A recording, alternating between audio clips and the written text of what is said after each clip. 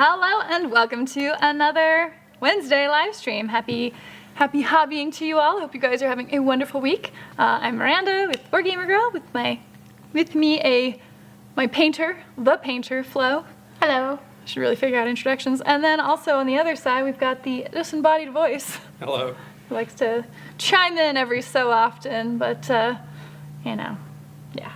So we are less than 2 weeks out from Adepticon. In fact, this day, 2 weeks from today, we will be in Chicago, wandering around the convention hall. I might be stressed now. With our badges that we've already gotten in the mail. So Wait a nice. minute. When do we get there? When do we arrive? We arrive The on 20th. Wednesday? on Wednesday. We get there the 20th. Yes, so we leave on the 19th, we arrive on the 20th at about 3 p.m. local time. And how are we getting there? We are going by Amtrak. For the first time, all four of us ridiculous people are taking the train, and it's like a 23 or 24, I don't know, 20 some odd hour train ride. And 27? No. It's more than 24 hours because we start at noon and we get there at 3. Well, that would be a difference of 3 hours, so. But Wait, but there's 24. stops, I guess. Yeah. That's Local true. time? 5, 26. Wait, we're local time though, so that'd be a 1 hour difference. 1 hour. There's only one? Because it's technically on Central Time. Because Oh. Chicago's in the Midwest, I keep being told. Yeah, it's not a coastal city at all. Not a coastal city at all. Poor Aaron. So yes. I haven't checked the weather out there, but we'll see. It'll be nice because we got back from Ohio just over a week ago, and the process of flying, especially when you've got a lot of luggage, maybe not so much baggage. And baggage. And baggage. Turns out the more luggage you have, the more baggage you have. It's exhausting. It's exhausting.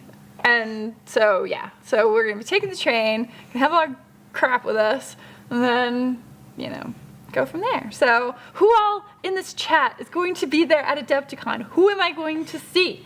I want to meet you all, hang out. Probably met half of you anyway, but I want to hang out. So, yes. Anyway, what have you been up to? What are you hobbying and painting tonight? We're just going to hit up the chat because Mandragora already answered. First one in the chat. Thank you for that. He said, anxiously waiting. Today I have 2 projects on my table besides moving Knoll Minis and other action figures out of the way. Converting a helicopter and painting a Chaos War Dog Moriax. Oh, I have war dogs with me. Oh, do you? That's what those are. That's what those are. That's right. That is what they are. Because they're chaos evil. You want to see some Chaos War Dogs? Well, yeah, we can just put them right on there.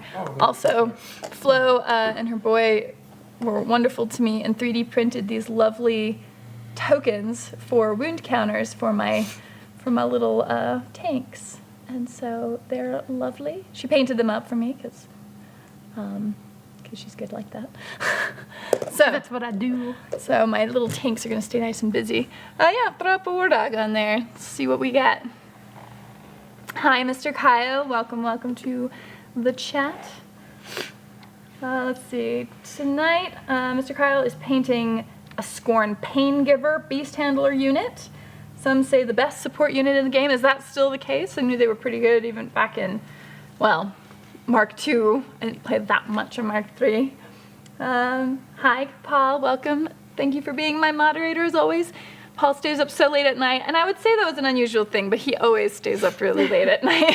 We'd say we didn't inconvenience him, but it turns out this is his normal schedule. It's a fairly normal schedule. It's just it works great.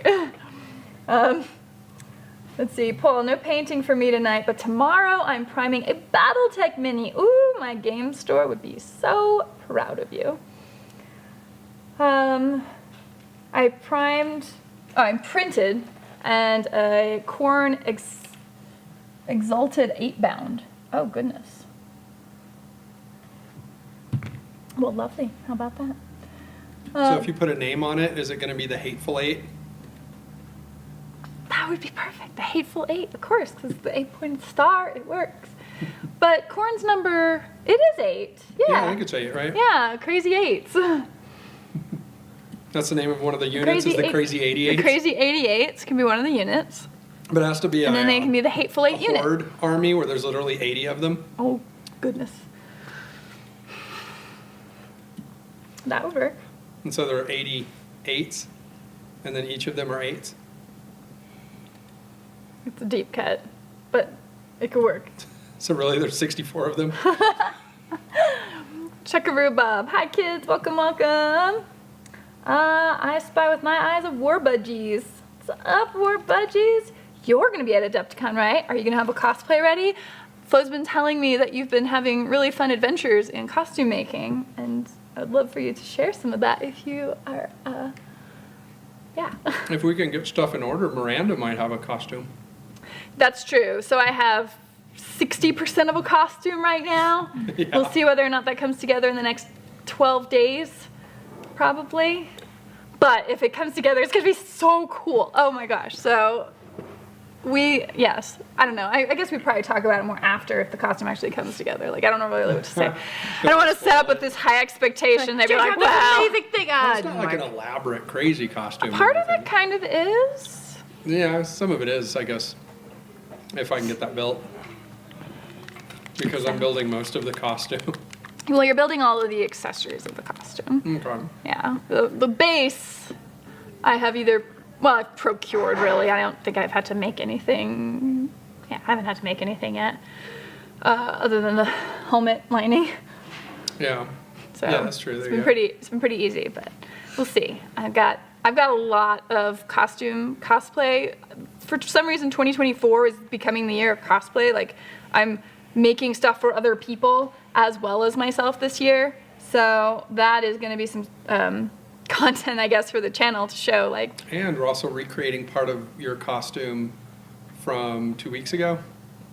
yeah, So that we yeah, can that's film true. some of that. That's true. Doing So insert shots. yeah, when we got back from Ohio, so there's some pickup filming to do, but instead of going all the way to LA for that, we have a studio here that will just recreate those shots in and save me some time, because who am I going through some leave time with all the travel we've been doing and this some year. Miles. And miles. It's and not cheap. It's not cheap. Yeah, exactly. So all of the things. But yeah, so costuming, major thing happening this year. So the content is being just provided for me. Plunderden, good evening. So Plunderden had an awesome video the other day of a bakery display he made for an RPG board. Well, for whatever, right? But it's this cool bakery with this really beautiful interior, this very detailed interior. He's got the 2 chimneys and the bread all laid out, and it was really great. So Plunderden, you are quite the artist. I think you're going to be at Adepticon, right? Bombshell I wonder Miniatures if going to be there? Plunderden does commissions. We'll If be you talking do, to you. reach out to us. Yes, reach out. Antagora, not sure. The conversion requires me to possibly do some custom nonsense. That's new to me. The paint job is much simpler. I'll share pics once today's Facebook announcement's up. Oh, yes, please. Let's see. Paul says, doing well, long day. I had some tea to keep me awake and stream. Some nice Cheers. Earl Grey tea. Or are you an English breakfast kind of guy? I don't know, what kind of shirt are you wearing? The correct t-shirt for today? I was all too excited to wear. Yes. It's my new favorite shirt. I am quite happy with it. Like, It's wonderful. This is my t-shirt, and I drink tea, so it's like a reflection of who I am as a whole person, like completely, in one shirt. Who needs tattoos? It's like the humor is so obvious it needs explaining. More budgies. Midterms and Adepticon prep, so can't complain much. That's true. Those are all progressive, moving forward types of things. Introductions. We've never met these people before in our lives. Plunderden, I am really sad that I will not be at Adepticon this year, but I do believe a demo table I built for Firelock games will be okay. Okay. Well, that's sad. That makes me sad. Well, then we have but to I go understand. find it and go see it. Yes, Firelock Games. So when you jot find that it, down. you should put a picture of it on your Facebook. Firelock Games. It's getting added to the to-do list. Well, if I don't write it down, it won't happen. Revok, welcome. Oh yeah, we're back. I'd forgotten. Yeah, I guess well, let me see here. We did a live stream 2 weeks ago. No. We did not? No, we were in didn't. Ohio 2 weeks ago. So it's been a month, and then we're going to miss the next one because 2 weeks from today we'll be in Chicago. Yeah. Unless we are able to finagle something, Well, but we'll be in, I think, the middle of a meetup, though. yeah, I think Because there's so. like a creator meetup, so. That's right. So I don't know, maybe everyone's streaming there. Who knows? Maybe I'll just So photo maybe bomb people. just stream Hi. on the phone. Hi. I don't know. Amtrak is great. JP Got Rockets is supporting this decision to take the train. Hashtag train life. So then our friend Aaron is going to be coming back with us at the end of Adepticon to just visit for a while. And so I don't know if he already bought it or not, but he got this board game called Murder on a Train, like a murder mystery on a train. But it wants a minimum of 6 players. So it's like, if all of us are in I it, thought if we're he supposed to be plays, the body. you are supposed to be. Well, then how are you a player? I don't know. I don't know that there's actually a. Am I Like, you're gonna have to Ghost? modify the Is game. there a flashback mechanic? We're gonna have to. Where they have Does he have flashbacks? Go lay down. Earlier that day. Well, I was gonna say we could just solicit the other people on the train, and just say, "Hey, would you like to be part of a murder mystery?" And then they would be like, "Go away, weirdo." But then eventually we'll find someone who's like, "Well, you seem nice enough, and I'm bored." I don't know. Let's see. Adepticon booth 405. Yay. Booth 405. Writing stuff down. Thank you. Heck yeah, JP Got Rockets. We're going to see him at booth 405. So that's going to be the exciting thing. I haven't been to Adepticon since, was it 2019? 20-something? We were going to go in 2020. Did we go? I and thought then we got went right destroyed. before the lockdowns happened. Yeah, so that would have been 2019 then. I think so. So either way, it's been a minute. 2013 or 2014 for me.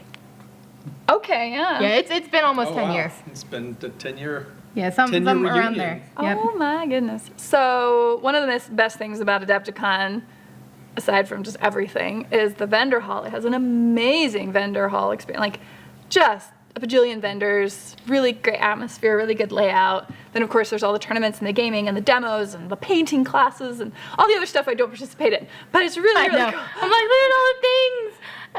Probably gonna wander around is what I'm gonna do because that's the fun part, like seeing people and interacting with everybody. But maybe wandering around in costume. I think Finding the other best people. part is the Armies on Parade Armies on Parade is a lovely experience. that lasts for like 2 hours, then goes away.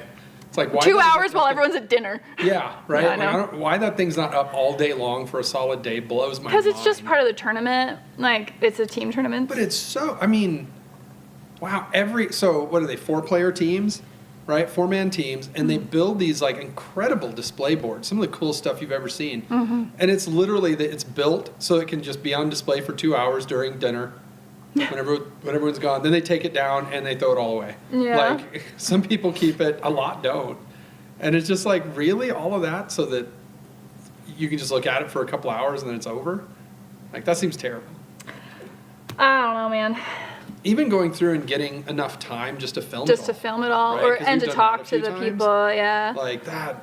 Yeah. That was so much. I don't know that we'll be doing that this I don't. year. Yeah, probably not.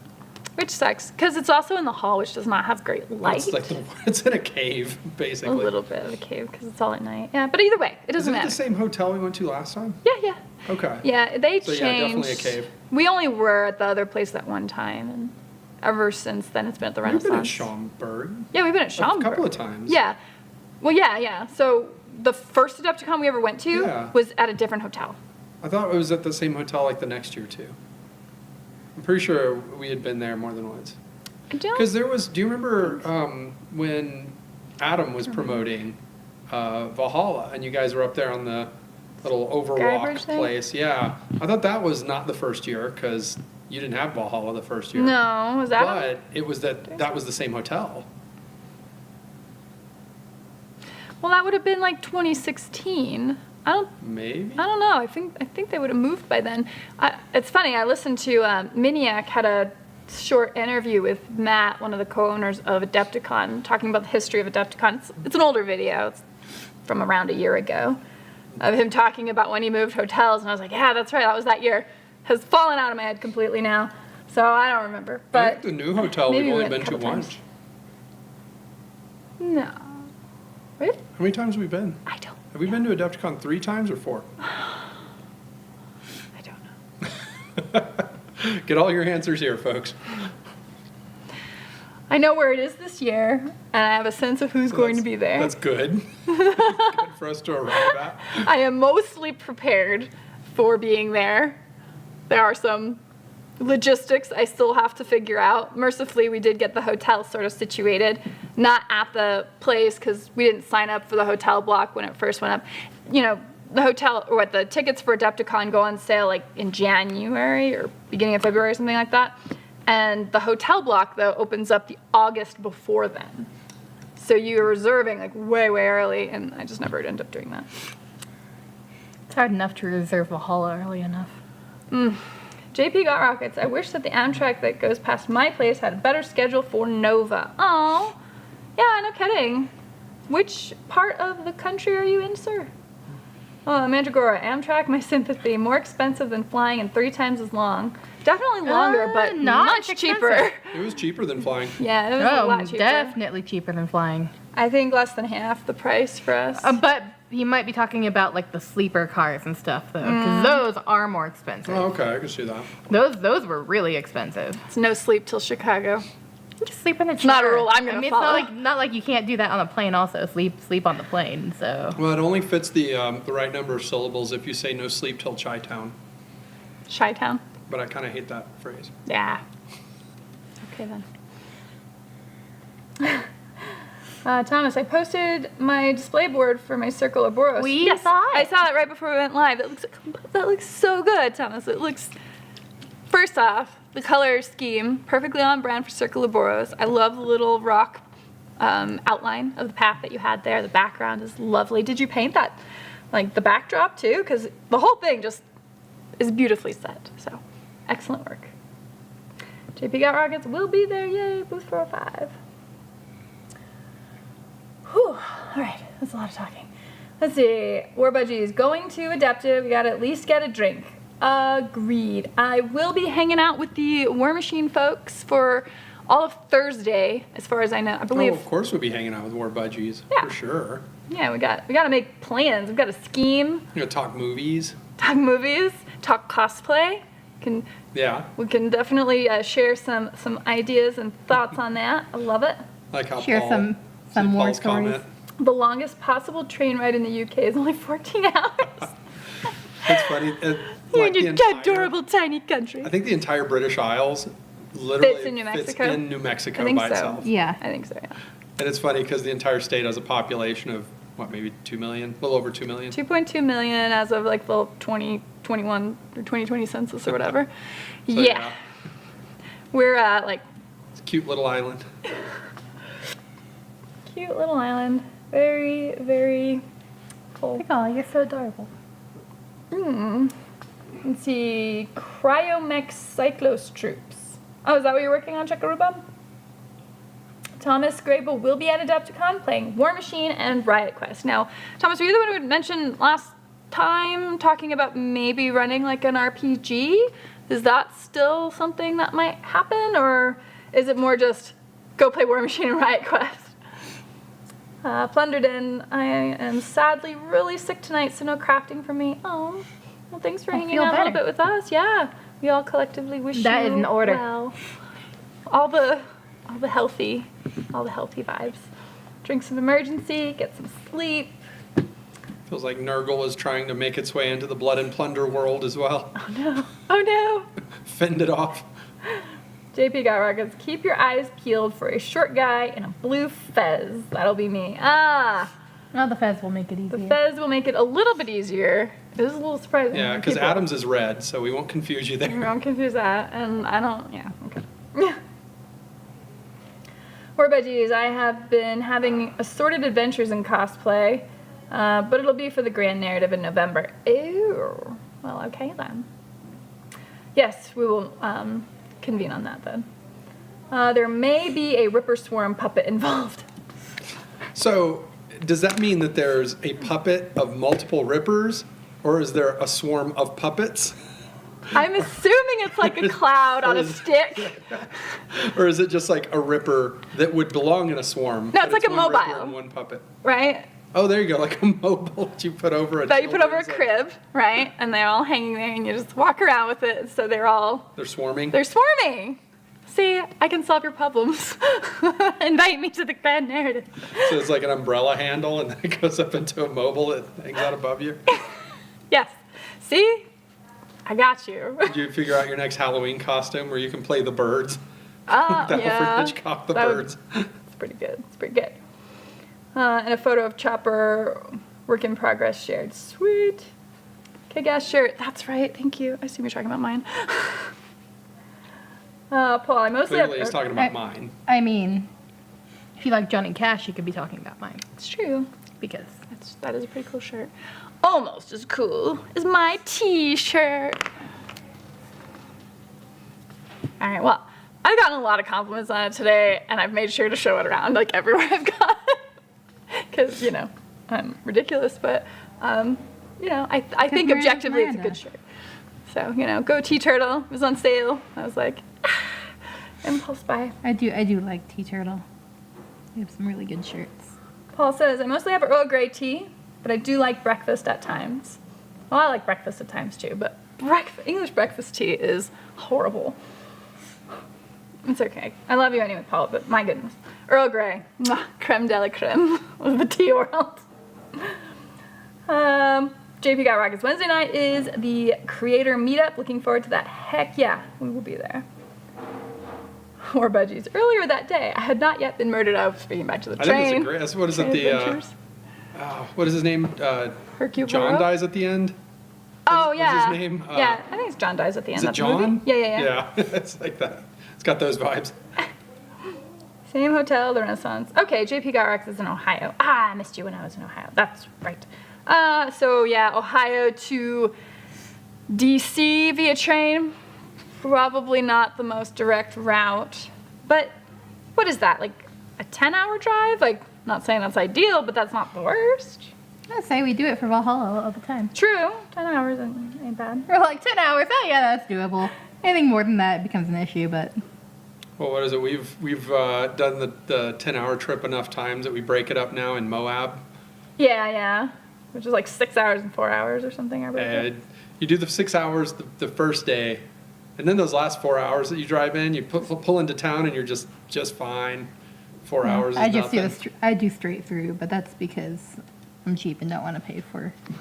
I don't blame you. Like, it's just, yeah.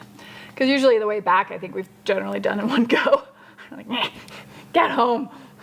So is there anywhere in England that it takes more than 4 hours to drive to?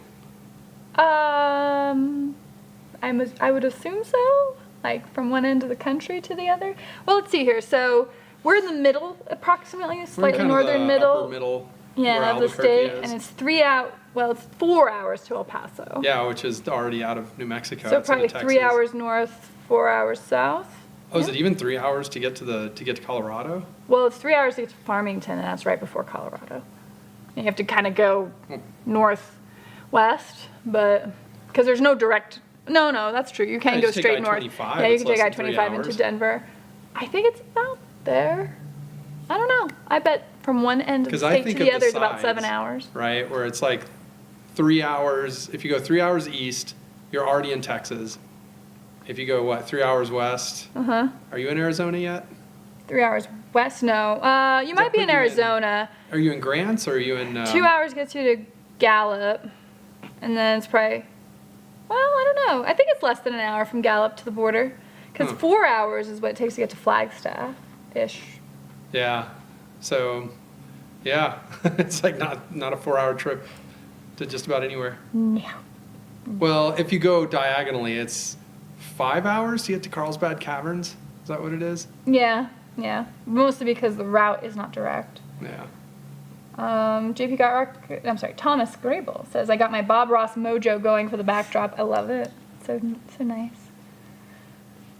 He said, if I can gather some players, I will run Requiem. Okay. Well, if I'm around, then I will join you for a Requiem game. I think that sounds lovely. I have to figure out my character. So that's my goal. Make a character for Requiem. All right, ChatGPT. ChatGPT, write me a... ChatGPT What edition is of fun D&D for are we making in? characters. 5th ed edition for the Iron Kingdoms Requiem. It's not gonna know what to say. No, ChatGPT writes some funny character sheets. We did that for Oh, we did that at Valhalla. We did that at last year. Valhalla I with went around Scotty's like making character games. sheets for everybody. Yeah. It was great. And the ChatGPT loves its adjectives. So Oh many. my gosh, So many yes. adjectives. Paul said, yes, you can fit the UK inside New Mexico, so imagine you had a population of 65 million. I can't imagine that. No, it's, what is it per square mile? Except No, it's like, one person per 17 square yeah, miles? one person per 17 square miles is what it averages out to out here. Something like that? It's on Wikipedia. If you look it up, it's one of the stats they have listed. Revok, where are you? Indeed. We're cute and adorable, Paul. I knew it. I'm sure you guys are. War Budgies, you guys have the best advice. We do. That's what And we're yes, here for. come to the Grand Narrative. I've never been, but I'm going with Matt's Tyranid Alliance. Oh, that'd be fun. No, the Grand Narrative sounds great. It's in Atlanta again, I think, this year. And now you're seeing more of the other narrative things pop up because Texas, Yeah. Dallas, or Austin, or whatever is one of the locations. That's the closest one to us.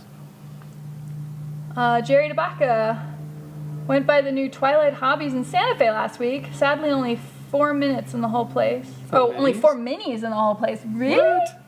What do they specialize in? Is it all like Magic the Cards. Gathering and just Oh, Pokemon and card games and RPGs, maybe? I don't know. let's see the RPG? Even That's what Duke RPGs, City you figure Games they'd have does, a bunch basically. of like Reaper Bones or something. Yeah, that's wild. What else was there? I mean, tables? Anything set up for people to play? Mr. Kyle, I've done a 17-hour road trip in a single day. No joke. We got you beat. We got you beat. We We did used a to straight do- drive to Chicago. Yeah, we used to do No rest. a no stop. It was no drive. No. So it's 19 hours when you go straight from Albuquerque to Chicago or to Schaumburg. Yeah. But When, we've done that a when I couple of went with you times guys, where it was we a just drive, but we rotated stopped. drivers. Yeah, that was, well, we did it The first year the we did first it. year, but we had people, so we swapped out the drivers. That was good. Yeah. But then another year we did it was just you and me, and we just drove the straight way, and we were like, we're never doing that again. Yeah. 'Cause it was it was physically incredibly painful to do. it's like one of the worst drives. It was so miserable. Yeah. I've never we'd pull over because like, oh my gosh, we were just dying, like drooping. I think it's on the way back because you're at a con, you don't get any sleep, and then you drive Yeah, exactly. home on no sleep. Yeah, And so exactly. we'd pull over, sleep for like an hour and a half, wake up, get back in the car. 10 minutes later, you're like, I don't feel any different. I still feel terrible.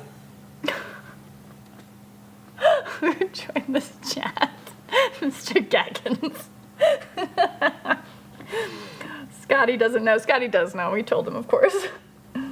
Revok, any trip to Cornwall, the very southern part of the UK, will take several hours from most places. That would be an 8-hour drive for Paul. Oh, goodness. There you go. Paul, longest trip by car in the UK is Land's End to John O'Groats, top of Scotland, the bottom of England. 874 miles. Whew. Mr. Kyle, ChatGPT really feels like knowing a lot about Vampire the Masquerade. But sure, a lot of adjectives. Yes. It does know a lot about 40K also, apparently. Oh, it's interesting. Like, it'll be like, have you read this? We did it on one of the Gaunt's Ghost books. Yeah. And it's we're like, no. oh, can you do a summary of Gaunt's Ghost of this book? And it's like, no, of course not. I can't do that. And it's like, okay, what are all the chapters? And then it lists the chapters and it's like, okay, what is chapter 1 about? And it tells you. What is chapter 2 about? It tells you. And you're like, Yeah. so you can give us a summary. Yeah. It's silly little guardrails. And I don't feel bad because I own the Gaunt's Ghosts books, 3, 4 of them now in Audible. So would anyone want to see Miranda do like a superfluous review of the Gaunt's books? Maybe even a live review. Is that a thing you guys would enjoy seeing? Where it's like you quiz me and I'm like, oh no, I can't remember their name. And then it's like Hangman. That's all right. Where it would be, I don't know, maybe like a little 45-minute little live stream that's a maybe. review of the books as you go through and read them. I don't know.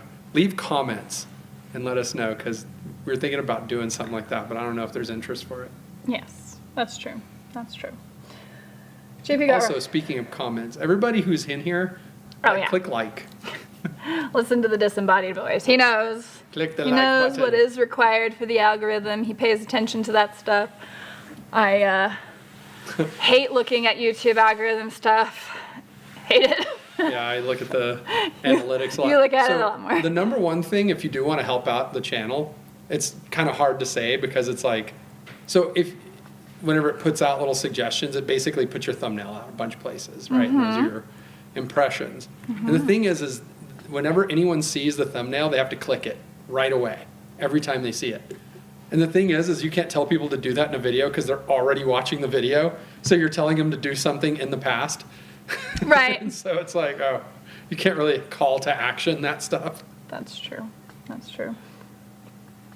So maybe, I mean, I've gone through the first 3 Gaunt's Ghost books, and they're great. Like, they're fine books, you know? But if I were to actually do a review of them, then I would reread them, re-listen to them, I guess, and then actually provide a much more thoughtful experience. Listening to a book on Audible is very different than reading it. I definitely don't feel like I absorb it as well as reading. I never absorb books, but well, when I'm listening to them. Yeah. You've got to kind of get into a flow of like recognizing that you're being told a story, not just being talked to, and then start daydreaming. Just, you know, you just got to not do that.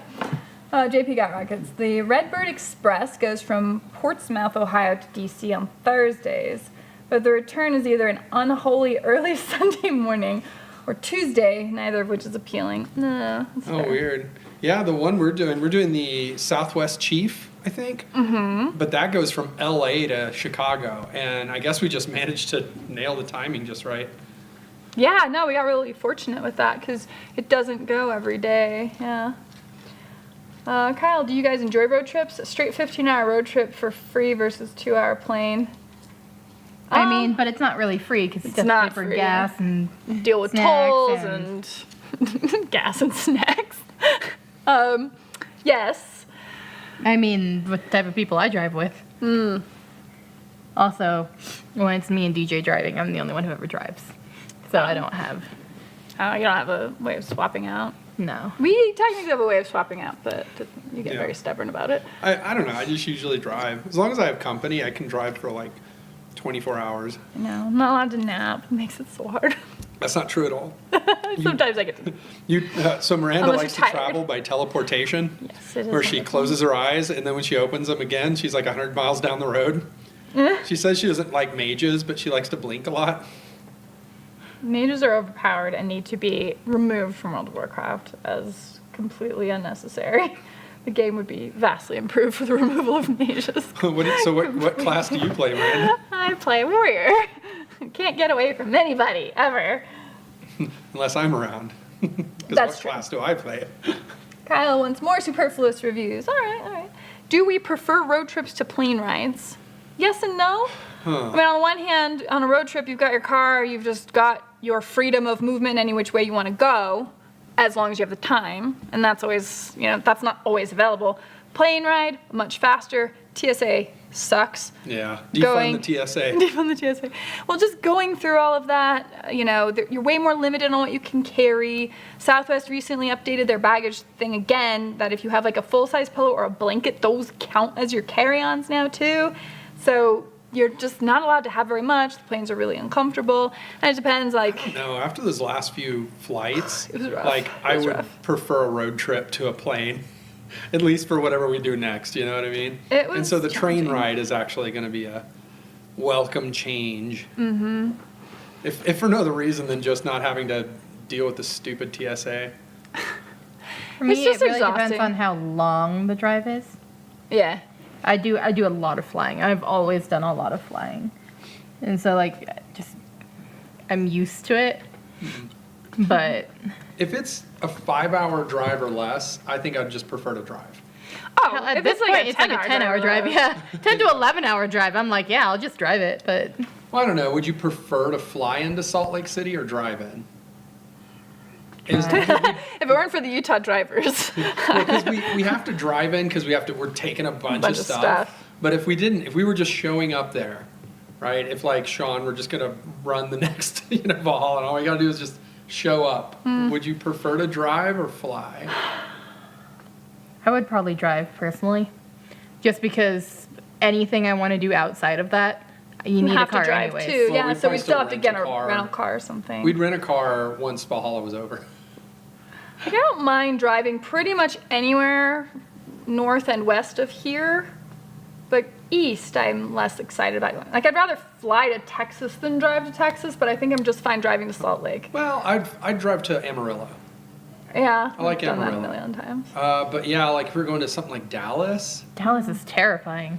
well, God. driving in Dallas is crazy. Yeah, That is- no, having to drive with my family. That family road trip was something else, man. Driving from Dallas to Nashville. I remember, Last minute, I remember with a when my baby daughter in the lived car. in Oklahoma City, and she was still a teenager, and she's like, "Well, I want to take my friends and I want to drive down to Dallas." I was like, "Oh my God, no! There's no way." Should have been fine. Learn some things. To learn what their windshield tastes like. Yeah. Crazy. Yeah, because there it's like 80 miles an hour on the interstate, bumper to bumper. But 80 miles an hour, bumper to bumper. It's insane. That sounds I'm really usually a scary. very fast, aggressive driver, and even I was like on the edge of my seat the whole time I was there. Paul says, I bought the Gaunt's Ghosts minis on release. They're still in the box on the pile. I hear you. They're really good, too. I've not bought them, but that might be one of my next purchases now that I kind of have like an army that I'm happy with, so then everything else is just gravy. But Well, was that what Todd had as one of the giveaways at Nova? yeah, he had the Yeah, he had his the was painted cool. It was a whole tan- diorama and everything. Yeah, those were really cool. The way Yeah, that someone won them. Like, let's see, I own Sabbath Martyr. I'd enjoy having a little book club with Miranda about it. We could have a book club. That'd be so cool. Ooh, you should do that. Maybe that's what you'll do leading up to a superfluous book review. Is you'll have We'll just be announce it, like, okay, and this is what I'm everyone will reading. read it. This is what I'm reading, and then we'll talk about it. Yeah, you should do that. Maybe that's what it would be. It'd be what, an hour long live, Yeah, maybe little just live that. stream. I don't know, but it would need to be much longer than that. Then it'd be good, because then if I'm like, what book should I read? I can go back and watch it. Like, yeah. And what did I think about it? What Then you did I watch the think about video. that? Well, so, All right, that's what happened in the book. I mean, like, I've read tons of books, right? And it's like I kind of remember the gist of it and like what I felt about it, but details I don't generally No, remember the- from like, books after a With year. a lot of movies and books, Miranda's like 50 first dates. Like, just wakes up the next morning and can read it over again. You got the goldfish memory Experience like it for the you do. first time. Yeah, because I think we saw a movie and you're like, we've seen this before. I'm like, did we? I'm like, this is all new. Like, yeah, it was like 3 weeks ago. No, it has to be years, but yes, it's bad. I have a crazy good memory for stuff like that. Yeah, I do too. I have a Like, really- I remember everything. I think Flo and I are that way with like movies and stuff for sure. Yeah, I wish I was. Like, that'd be really cool to remember those details, but if I want to remember it, I better write it down and make a report out of it. So this is perfect. Hi, Shale. Welcome. JP Got Rockets, a review of the Tanith books. Definitely needs a cosplay. But which character would I cosplay? I'm only 3 books in. I don't know. I mean, obviously, a commissar suit seems like the obvious one. Yeah, well, Could do plus with there's a making it really good nice. commissar suit already. There is. And so I still want to work with that guy. I want to get him to record stuff in front of the blue screen and then put him in a short film or something. You're talking about Fred now? Mhm, Yeah. Fred looks amazing. He in the does. commissar. He makes We have a such little bit of convincing. footage of him in our video we did over the narrative event in New Mexico. Yes. Well, he was also at the Grant, and we didn't But go we have last footage year, of him, but that's yeah, what we I'm have saying. footage of him. That's true. Support our channel, damn it. I suppose I should probably be pushing that. Yeah. Thank you, guys. So yes, that'd be sweet. Fred is like, no, you should definitely look at it on other places. No, but support Fred and Elle. They're really cool. Yeah, they are cool. They have really good costumes and stuff. They're amazing phone smiths, like, and I guess tailors as well. Oh, and he is British and then gets real into character when he does his commissar. It's great. It's so great. And then Elle also does a fantastic job playing Xena Scum, but it's still, she does a great job. You're great. Mandragora, the easiest way to support the channel is to meet up Miranda at a convention and give her $20 for a selfie. There you go. 20 I bucks mean- is way too much. 15 is fine. But that might require you holding on to change, you know, so. So what Oh does no, Peter you won't Venkman get say? change. What does Peter Venkman say? No job is too small, no paycheck is too big. No, but if I'm in cosplay, come say hi and get pictures because that's the whole point. Like that's kind of the thing about cosplay, right? Is you're hooking on to an idea that's really It's like a popular really and that's cool a idea. fandom, and so it's really fun. And I mean it's one of the joys of it. It's one of the things I'm pushing pretty hard for at Nova too. JP Gotrock is absorbing a book like an amoeba? Gross. Maybe that's what I've been doing wrong the whole time. That's why I don't remember it right. No, it's the old Garfield cartoon where he's learning by osmosis, and he's like Staring. sleeping on a bunch of books. Oh, yeah. Paul, my friend Jimmy is super into Audible, but had to get into the habit to properly listen. Yeah, I think you actually have to kind of learn to listen to audiobooks. I can listen to shorter podcasts, like the Mr. Ballin podcasts and stuff like that. Sure. I can do, but they're only like half an hour long. Mm-hmm. And it's like a really short, contained story where I'm not trying to remember. Oh wait, what was this character again, and what are they doing? And I have a really good memory for those things, but not audio wise. Like, Well, it also kind of depends on the topic, because, you know, it's going to get dark for a second, but I listened to, like, most of the Gulag Archipelago by Alexander Solzhenitsyn on audiobook.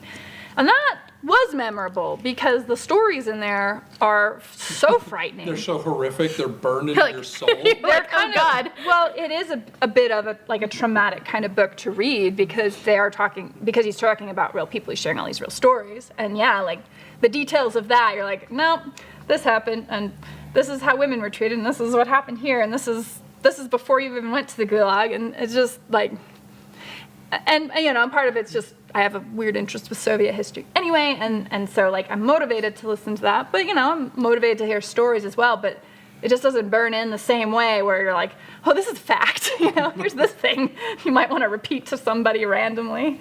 I'm really good at following it. I remember I drove all the way from Oklahoma City to Los Angeles and was kept awake by listening to Bag of Bones by Oh, yeah, Stephen Stephen King. It's one of King. my favorite books by him. But It's a good book. Yeah. just the audio book of that like kept me awake all the way to, I think, Flagstaff.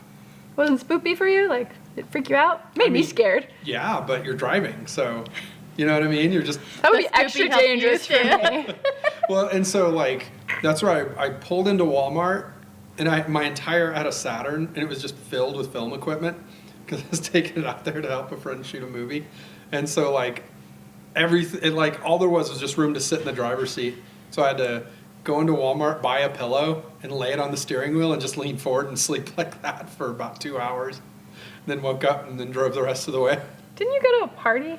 No, it was, what was it? I pulled into, I guess it was the college district, but I pulled over and I was just going to get out and walk around to stay awake, but then there were a bunch of clubs, so I just went and danced at clubs and hung out with a bunch of college kids. It was great. You can paint on a train. Are you going to paint on the train? I don't know if I can paint on a train. I don't know if I can read on a train because I I do don't know how get much car movement sick. there is. Yeah, that's the thing. It's like if there's movement, I will not be able to paint on the train. I think the top of the car. I think there's more movement there than in the bottom.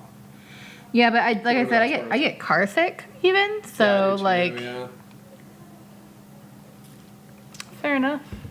But honestly, I'm that guy who likes a window seat on the plane so he can just look out the window the whole time. yeah. Yeah, I will listen to something maybe, or I'll sleep. Who am I kidding? I'm going to sleep most I'm of the just gonna trip. sleep. It's all I like right. having, I'm going to having, cocoon in my chair and just be unconscious. I like listening to music and stuff like that. While the rest of us Yeah, you guys can have fun, entertain are each gonna hang out other. in the observation car. Yeah, whatever. Just wake me up when it's dinner time. Or not, I don't care. Well, I guess Miranda's gonna be the body. I can be Johnny. Just unconscious, laying on the ground, also asleep. She was stabbed and fell over onto this pillow. Like, Everyone just assumes I'm dead until I wake up at the end of the trip. It's like in Saw. that's right. Everyone's already horribly mutilated each other. Like, what the hell happened? It'll be an adventure. We all need adventures in our life. Revek says, book reviews are in keeping with the channel content, so I say give it a go and see what happens. You won't know till you try. That's true. So many things to do this year. So many things to do every year. Also, very true. Jerry DeBaca, Dallas-Fort Worth, not as bad as Los Angeles or Vegas, Nevada. 80 miles an hour, bumper to bumper, and people blinking for you to get out of their way. Driving around New Mexico is way easy compared to there. You know, New Mexico, like, I have complained plenty about New Mexico drivers, and, like, there are psychos here. But every time we go out of state, I'm like, what the heck is wrong with you people? Like, we drove through, like, Tennessee and Atlanta the one time that we were out there. The drivers were... Yeah, the drivers like, no are one knew weird how there. basic rules were. Everyone drives in the left-hand lane, and it's like, if you want to pass people, you go to the right. Yeah. For some reason. And then Ohio to Indianapolis was kind of similar. Was oddly similar, yeah. I disagree. I drove around LA for quite a while, and I still think Dallas-Fort Worth area is way worse. LA drivers seem decent. Dallas did feel way worse than California driving. Yeah, like Flo in grew general. up in California too. Yeah. Yeah, I don't know. Like I don't agree with that, but. And it's funny though, because I learned how to drive in California. Yeah. Every so often I go into a different state and I'm like, okay, so they drive more like Californians here. So let me just switch my brain to this mode. There you go. Yeah. Andrew. Oh, by the way, Utah has the worst. Utah is probably the worst that we've personally experienced. They don't like drive fast or reckless or anything. They just sometimes drive into you. They drive like no one's watching. They drive like no one else is on the road. Yeah, it's the only time I was ever hit by a semi. We watched a lot of near wrecks happen. I was. Well, yeah, I was hit by a semi, but I dodged it pretty well. You were just swiped by one, not like swiped right T-boned or something. Yeah, could have been worse. Like you and Dan were driving in the. It was a U-Haul. Vehicle. It was like a big old U-Haul. It was a U-Haul. We were taking to Valhalla, and was it the first year? Yes, the first year that you guys were running it. I'm gonna die. You were like, thank God I had insurance on this because they took off the mirror, didn't they? Yeah, they did. And then Oklahoma drivers are pretty awful too, though. Frankly, they can. A lot of tailgating, and rear-ending all the time, and people thinking that because they drive the bigger road truck that they are better than everyone else, and then they drive like even worse. Well, Miranda, they're not as bad, but Miranda literally was hit every single year. Yeah, yeah. She was in Oklahoma. And it wasn't my fault. It was somebody just driving into me, like, usually I didn't know you were there. Like stopped at a stoplight or something, and someone just hits you. Yeah, stopped at a stoplight. Just minding my own business in a lane, and some lady just swerved right into me. Then we got our car mated with by that truck and the crazy weather. Anyway, it was bad. So Oklahoma drivers also way down on that list. So whatever. Anyway, hi Andrew, welcome to the chat. JP got rockets. Tona Creed? That sounds like Sonia Creed from Malifaux. So I don't know who Tona Creed is. It's not sounding familiar. The CRIID, is that the Malifaux one? Mm-hmm. Because Creed, what's her name? Creed is spelled different, right? For 40K?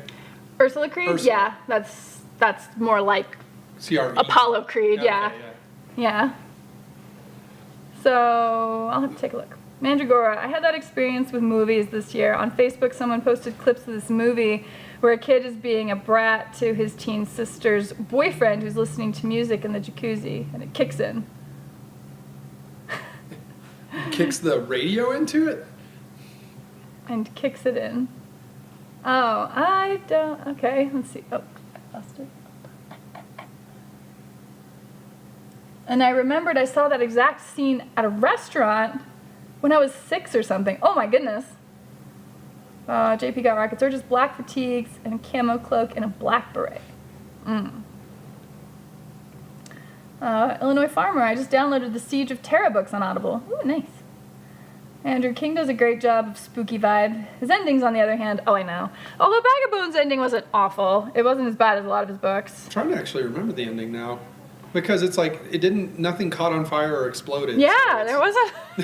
So it makes it difficult to remember for Stephen King. True fact. I remember reading, because I was a teller at the time, and I was reading at the teller line, actively like feeling scared, even though it was broad daylight and I had coworkers around me. because the book was so chilling to read. Yeah, very But creepy. Miranda, you're kind of you. Very brave? Yeah, I know. Anyway, the best thing about Flagstaff, says JP Got Rockets, sunny driving into town, snow in the middle of town, rainy on the way out, and then sunny again as you leave. Oh, nice to get to experience all the weather. Mandragora, reading is just a different experience. I love reading The Raven, but it's dramatically different when you hear it recited by Vincent Price and James Earl Jones. I can imagine that. That sounds amazing. When I listened, because it was an audiobook when I listened to Dracula, and that was really cool because they did the voice acting. Like, they kind of did the different character voices. Because it was told, like, via diaries, I want to say. But it was really well done. I enjoyed that a lot. So one of the things for me is I will read a book, and then later I can go back and I can listen to it. Yes. Because then I already have all of the information in my head, and now I get to experience You're just it. reliving moments, basically. Yes. Actually, I did that for World War Z. Oh, okay. World War Z is a great audiobook because it's done by a ton of different actors. But nice. By the way, JP, Albuquerque is about the same thing as Flagstaff. Yeah, It's very similar in that way. I guess I Yeah. can see that. It's like, because we're in a valley, so the mountains will have snow, but you don't really get a lot of snow here. But where you are in the valley is different Is too. different, Because we get yeah. a lot more snow because we're at the foot, like the base of the foothills. But then if you drive down next to the river, then it's just very, very different. Mm-hmm. And then the west side's even different from that. I don't know why, but this year I decided to go for a ride on the day where it was snowing the most, and then later that afternoon it stopped and it got warm. Everything melted. I was like, well, I really needed to run those errands, and I didn't know if it would clear up later today, so... Wow. Thomas says, Mandragora, you can read it with their voice in your head. Sometimes I would read it with John Wayne doing the narration in my mind. I don't think I can keep that up, though. Eventually it's just my voice, and then I'm just sort of like... I feel like that's the way rifling Kurt through. Russell reads every book. I love Kurt Russell. He's so wonderful. Plunderden, have a good evening, everyone. I'm going to get some sleep. Yes, get some rest. Feel better. All of you have an awesome time at Adepticon. Sounds like it's going to be epic this year. I heard that Black Magic Craft will be there. Hey! That'll be cool. Ooh, we have to go stalk him. I mean, say hi. But feel better, Plunderden. I hope you get well soon. Paul Mandragora, I've seen the video of Vincent Price reading / acting out the Raven on YouTube. Old footage, so pretty grainy, but cool. Andrew says, New Mexico driving is better because the speed limit is usually too low because there are too many fatalities. It's not from speed, it's from all the drunk driving. Yeah, I'm gonna say it's substance abuse that all of the... Which has only gotten worse. Yes, it's not even just drunk driving, it's just straight up substance abuse here. Yeah, we've got a lot of problems. Road rage being another one. Turns out the speed limit is probably the least impacting factor in that. But it's not good for bean counters to measure those things, so, Mandragora, it's more than that. It's the word emphasis choice. To date, I like the way Homer Simpson recites it the most because he makes it sound like a conversation more than a monologue. Oh my gosh, that's right. Yes. That actually was a good. There's the Christopher Walken reading The Three Little Pigs. Oh, You that can sounds find a clip of sounds that. oddly frightening.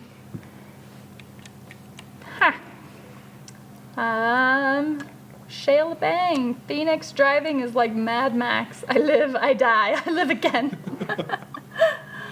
Oh, Paul, mine and Miranda's mutual got hit by a drunk driver in Phoenix a couple years back. Driving to work at 5 a.m. No, not in Phoenix. That was here in New Mexico. Driving to work, and the drunk driver was on the other side of the road, just drove right into her. Yeah, I know it was a miracle that she survived. Like, she was surprisingly okay for it. But no, she was on her way to work here in Albuquerque when that happened. Is that Ashley? Mm-hmm. Oh, And then she got hit again. She moved back. Yeah, I know. good Lord. I know. It's frightening. Mr. Kyle, been a pleasure, folks. Need to get some sleep tonight. Great Adepticon for the lucky who will attend. Safe travels. Thank you, Mr. Kyle. Appreciate you popping into the chat and saying hi. Always good to see you. Andrew, the Louisiana scene in World War Z was terrifying. I mean, there are a lot of terrifying scenes in World War Z. In the book, not the movie. In the book.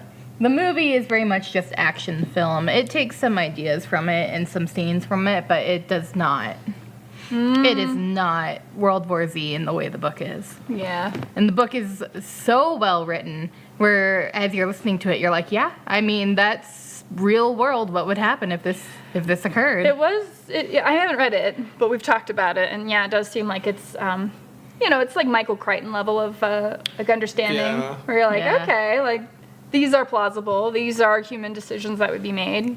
It's not cartoonishly written. It's not a low resolution idea. It's pretty high thinking, so high concept, let's say. JP got rockets. So what you're saying is that New Mexico is the land of contrasts. I drove through years ago from Arizona to Texas, then back home through Louisiana, Arkansas, Texas, Kentucky. Tennessee, Kentucky. Oh, I'm sorry, Tennessee, Kentucky. That makes more sense. Yeah, a land of contrast. Well, it's like, what is it? You can have, All the was weather. it 4 seasons in a day? In a day, yeah. Yeah. You definitely can, especially in the spring. But it's still It's hard. safer. Like, we're overall pretty weatherproof. Like, Oklahoma, April is like hail and tornado season. Oh, yeah. And it becomes scary. Oh yeah. No, it's because of our altitude. We have no atmosphere. Because We have we're a mile up. atmosphere. There's a zero atmosphere. It's like the moon. None. We basically And live on then the moon. because we're in the desert, we don't have humidity. And both of those things are what kind of stabilize. You know what I mean? They stabilize temperature. They stabilize kind of a season. Like a thing. But because we don't have much of either, it's like those different states can change more rapidly, and you can kind of get them all in a day. Jail. Shortly after my FLGS opened, a drunk driver decided to park their car in the middle of the store. There are Oh my photos gosh. of the window with an orc logo over it made out of plywood. I mean, Well, take advantage, I guess, all you can. That's brilliant. Wow. Yeah, that happened at my work the other day. Someone drove directly into the building. It was, once again, substance abuse. Anyway, lovely things. Paul, I read World War Z years back. Remember liking it, but not many details. Okay, so Paul's like me then. I mean, World War Z is a very detail heavy Heavy book. read too. Yeah. Because you're reading like fiction stories. A lot of times you're like, you don't have to remember every single detail. It's If they make sense and like fit within the story, I probably would remember all of them. I'm not saying I don't remember them. I'm just saying, like for like general audience, it is a pretty detail heavy book. Fair enough. Mandragora. And now that I sat down and relaxed, I'm not really up for tinkering with action figure parts, so I'm dry brushing metal over my War Dog Morax before I paint the panels Bone white. bone white. That's So did we That's get how I to do see it a picture usually. of it when you did? You dry brush and then paint. I'll do all the metal work. Yeah. And then like even the little Titan arm, his little elbow pad, like it's just all metal, but I'm gonna paint the blue and white over that. And so Oh, okay. that's kind of what he's describing, I think. Nice. The Midland Warhammer store opened the day of a mass shooting in Odessa. Oh gosh, Oh my gosh. that's insane.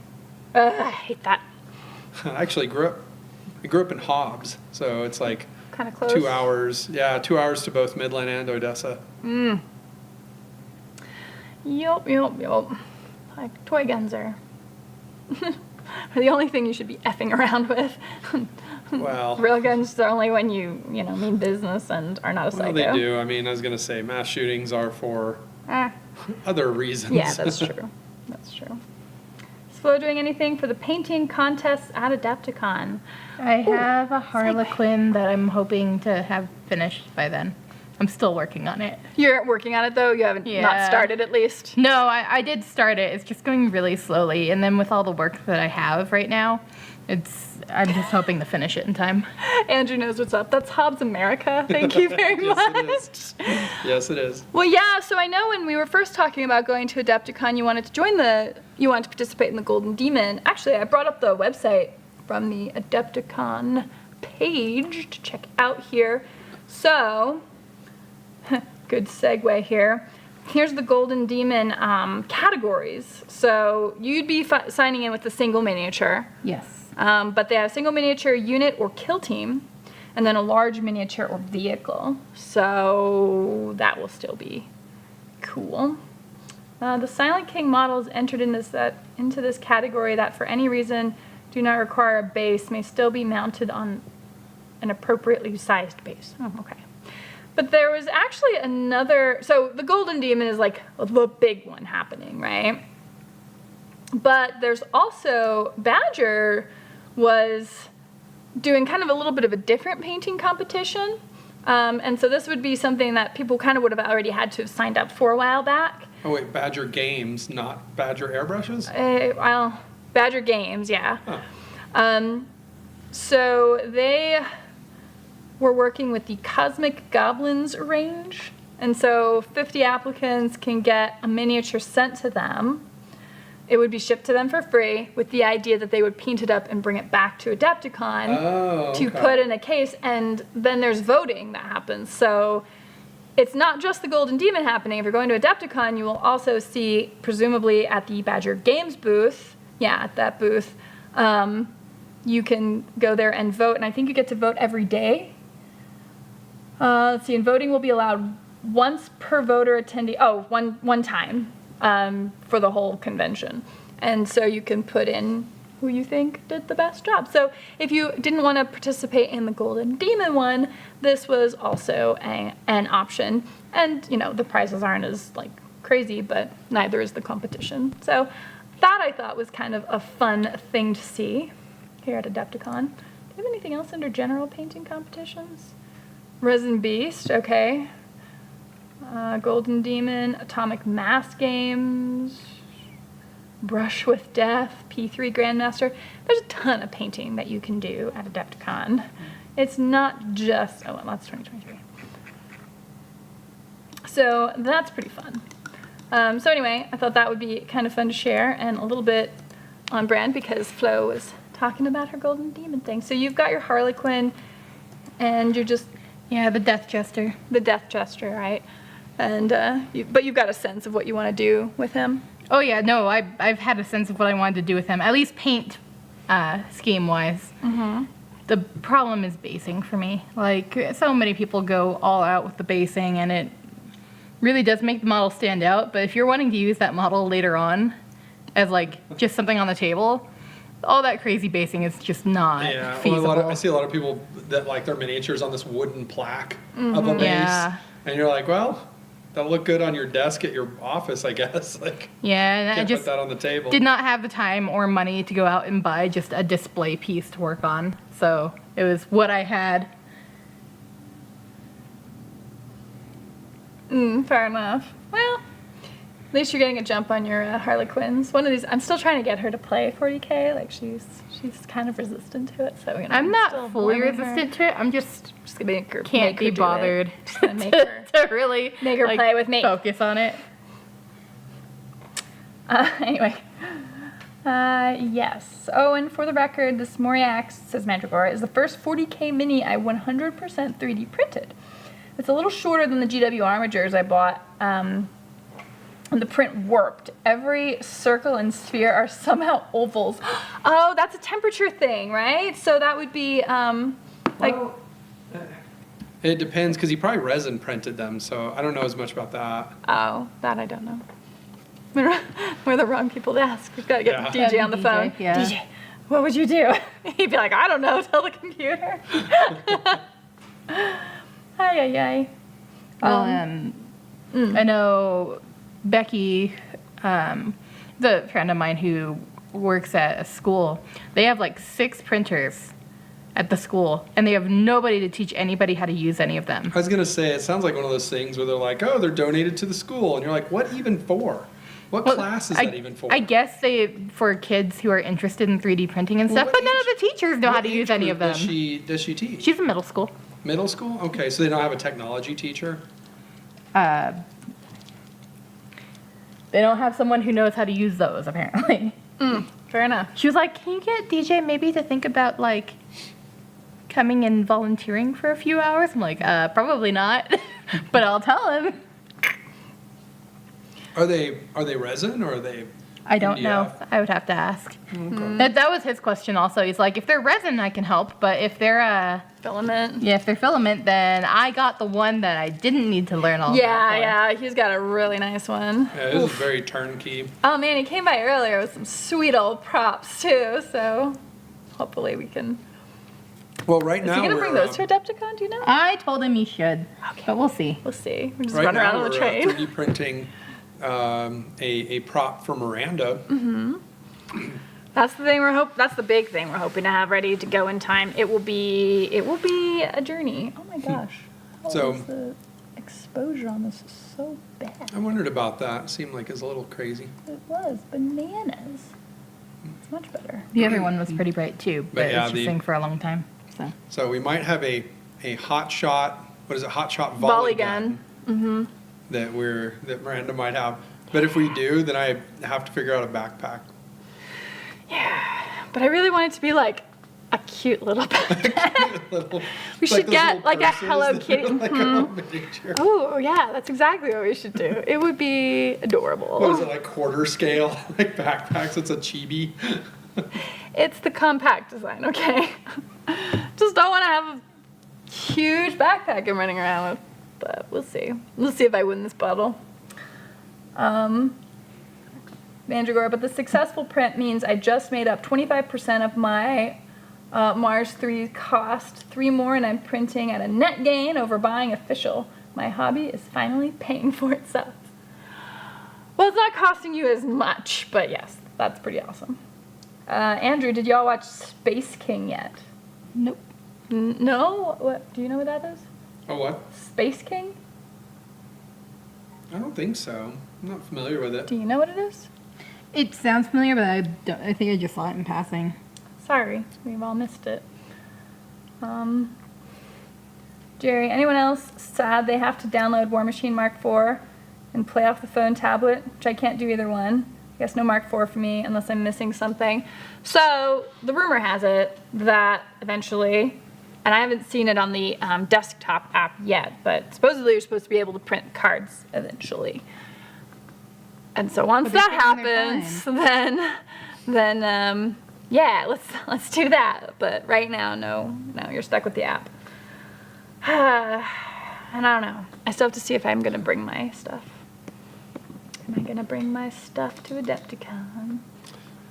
Some stuff. It's just how much stuff is really the question. Well, I mean, I could reasonably bring a Mark IV army. Yeah, well, I imagine you probably will bring that at least, right? Yeah. Because you're going to play with Erica. Yeah. Me and Erica are gonna hang out. So, Tried and True, wonderful channel. They're running the Adepticon events. They're also gonna be running the Nova events for Privateer. What's the name of the channel again? Tried and True, and they are absolutely worth checking out and supporting. Really great people, part of the Delaware War Machine community, and they've done narrative campaigns. They've had games where you have a game master that like helps narrate the story. They've just done really fun stuff that makes it more than just Well, beat each other to a pulp. I saw him at Nova, and I couldn't figure out what game it was because I kept looking around. I was like, "Well, there's like terrain on the tables," and I was like, and they said, "Well, this is War Machine." I said, "No, because where are the placemats?" You know. And Yeah, so they're that like, "No, was- no, but these are buildings and terrain we've made." And it took a while to realize that it was in fact War Machine that I was looking at, and they did a Okay. great job of They making did. a lot of terrain. They did for their such a tables. wonderful job. Okay, 4 days ago, Space King, it's a 17-minute video that I guess we'll be watching after. Paul hooked me up. He's like, I've sent you the link. I'm like, okay. I'm Thank you. unfamiliar with it. We will know shortly. Paul says not watched Space King yet. Someone posted it on Sug's Discord, and I've seen Valrak post about it, so we'll get around to it. All right, fair enough. Well, I think we will get around to it tonight also. Thomas, Privateer Press has their P3 painting contest. We'll enter my Admiral Boomhowler and Deepborn Dire Troll. Yeah. Ooh, that'll be fun. I want to see that competition, because honestly, a lot of those models are really good looking. Mandragora, temperature makes sense. My house is freezing with no central heating. It's not going to be fixed, though, just so it is what it is. Besides, It's chaos, so it totally works. No, it totally does work for like kind of what you're going for, but I wonder if you might consider, not necessarily upgrading your whole house to make that not freezing, but if there would be a way of making like a blanket fort or something over your printer just to kind of keep the temperature a little bit more stabilized. Well, we have all of our printers set up in our second bathroom that nobody ever really uses, and we Have like space heaters. have a going. space heater that we put in it Yeah. because it's a confined space and it helps keep it It's a sweaty regulated. room. Sweaty room for sure. Space King is Flash Gets 40K ripoff cartoon. Oh my goodness. Okay then. Mandragora, good point. The print I got was a freebie off Crafts, so there isn't a community for updating. I get with Artisan Guild. I'll see if I download another Moriax during my spree and see. JP Got Rockets. That's the great thing about a train. You can haul more stuff than an airplane would allow. That's true. Yep, that's part of the reason. Yes, that is part of. Well, it was part of the reason. Part of it was we just wanted to try what a train was like, because we've never. I've been on a train when I lived in New York, and you take the train to the city. But that experience is not like taking a train across the country or something like that. Like, Is a been on BART. yeah, exactly. That's a pretty regular thing for me, but Exactly. Thomas, I taught the tried and true guys how to play Riot Quest. We all had a blast. We're gonna have to hang out. Let's see, Andrew. Buildings and terrain for War Machine sounds. That's some turbo heresy. No, it's great. It's what we need. Well, yeah, it's the thing that makes people walk by your game and go, "Oh, what are you guys playing?" Exactly. oh, what's that? That's cool. Not like, oh, are you into Pogs? Yeah. Okay, I kind of miss Pogs though. No. No, it's That was like a good I kept childhood just saying, thing. like, you guys should just play Warpogs then, because they're like, oh, but the flat, 2D terrain, it makes it more precise, and it's like, well, then why are you bothering with miniatures? At one point in my life, when I was like trying to be more competitive with War Machine, I actually would take Pogs. Like I would take those MDF bases, like 50 mil, 40 mil, That you 30 get mil, at Adepticon, that you can get in the food Chinese food boxes. container boxes at Adepticon, and I would make opposing armies with them so that I could kind of practice my movement and unpacking and like how I would engage things and measuring stuff. Like I actually practiced with that for a while before I was like, what am I doing with my life? I should be pursuing filmmaking. That's the whole goal here.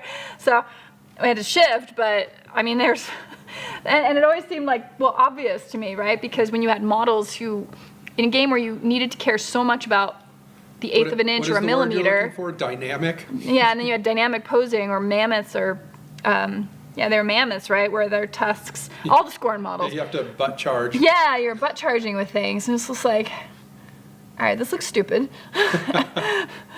And, also always it's think of not immersive. Ren and Stimpy with the flying butt pliers. That, what is his name? Toast? Captain Toast? Ren and Stimpy was a vile cartoon. Ren and Stimpy was great. Vile. Just vile.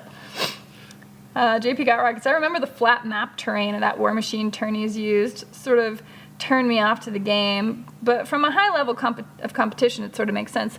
It does, but at what point are you better off just playing a video game? Because if that level of precision is so needed, I don't know. To me, it seems like war games are aesthetic and lore-based, and that hyper-precision, you're never going to be as good as what a computer can calculate. And so with that being the case, why not have a game that looks pretty? Like, having an actively ugly game it seems like madness to me.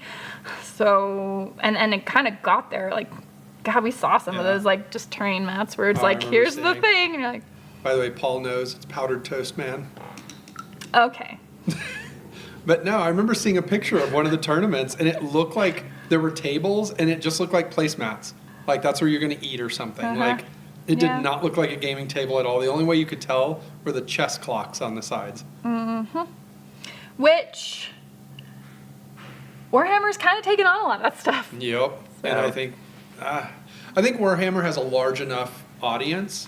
Well, they have that different kinds of the people tournaments. that do that are Yes. such a subset of the player base. Yes. Whereas for War Machine, like Privateer Press encouraged that to be the main bulk of the player base. And so it ran off a lot of new players and stuff like that. Yeah, it was less than ideal. Let's see. Don't worry, Chuckaroo Bob agrees with you. That's right. Mandragora, I know that software. You could try the lychee slicer.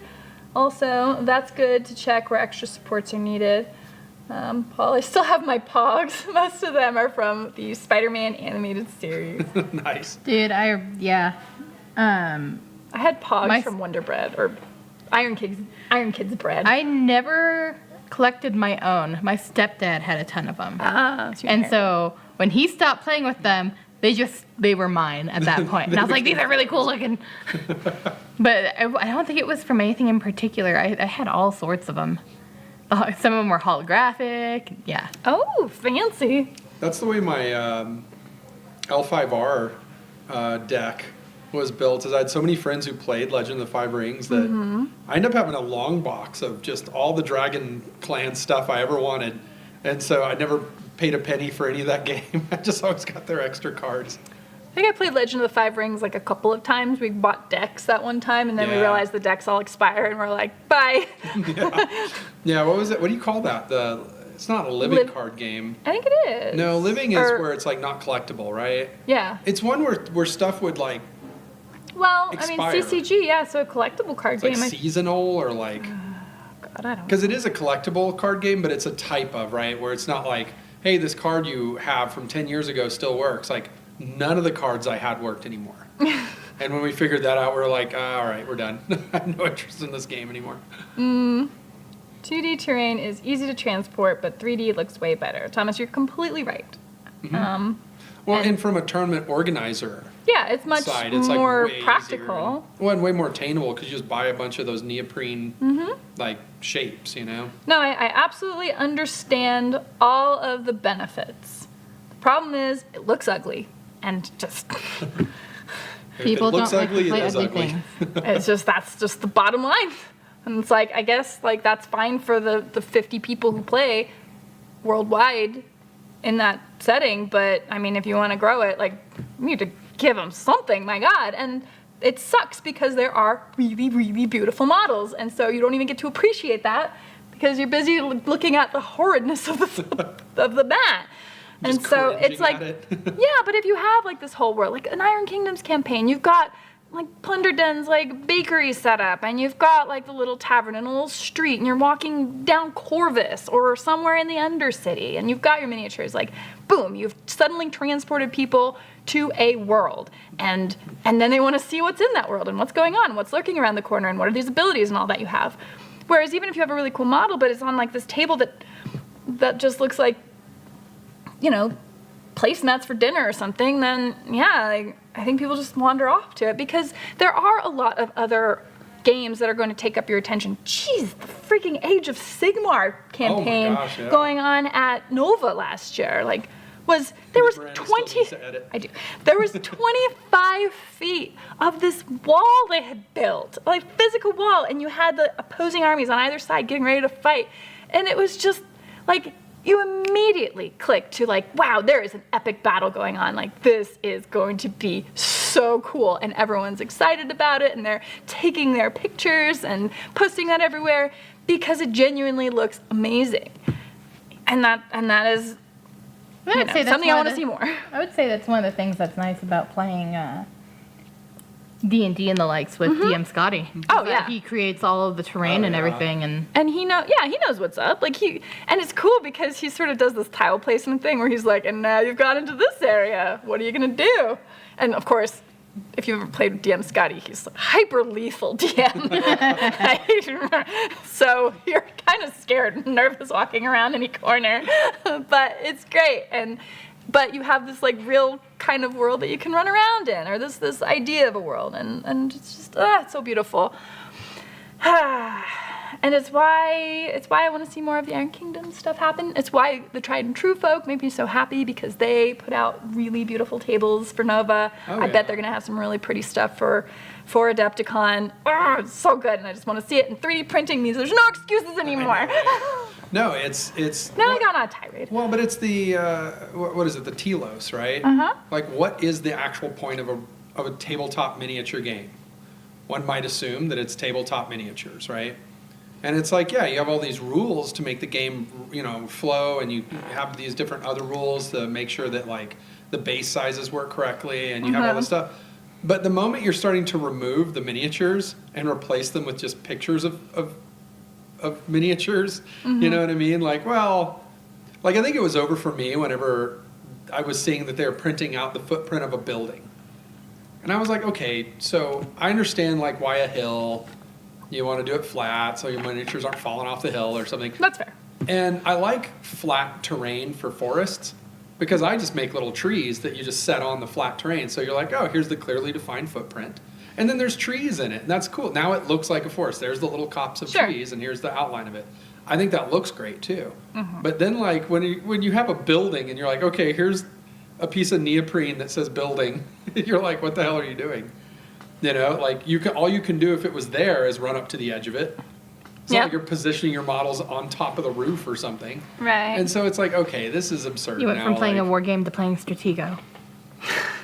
Never actually played Stratego, but I used to own Stratego. Once upon a time.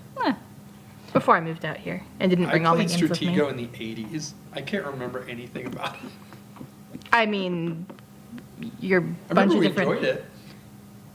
Yeah, you're a bunch of different troops against another set of troops, and depending on which one you're fighting against, they do different things. fair enough. Andrew has started singing the log song. Oh, he started halfway through. I can recite that entire song. Would you like to? What is it? What rolls downstairs, a loner in pairs, rolls over your neighbor's dog.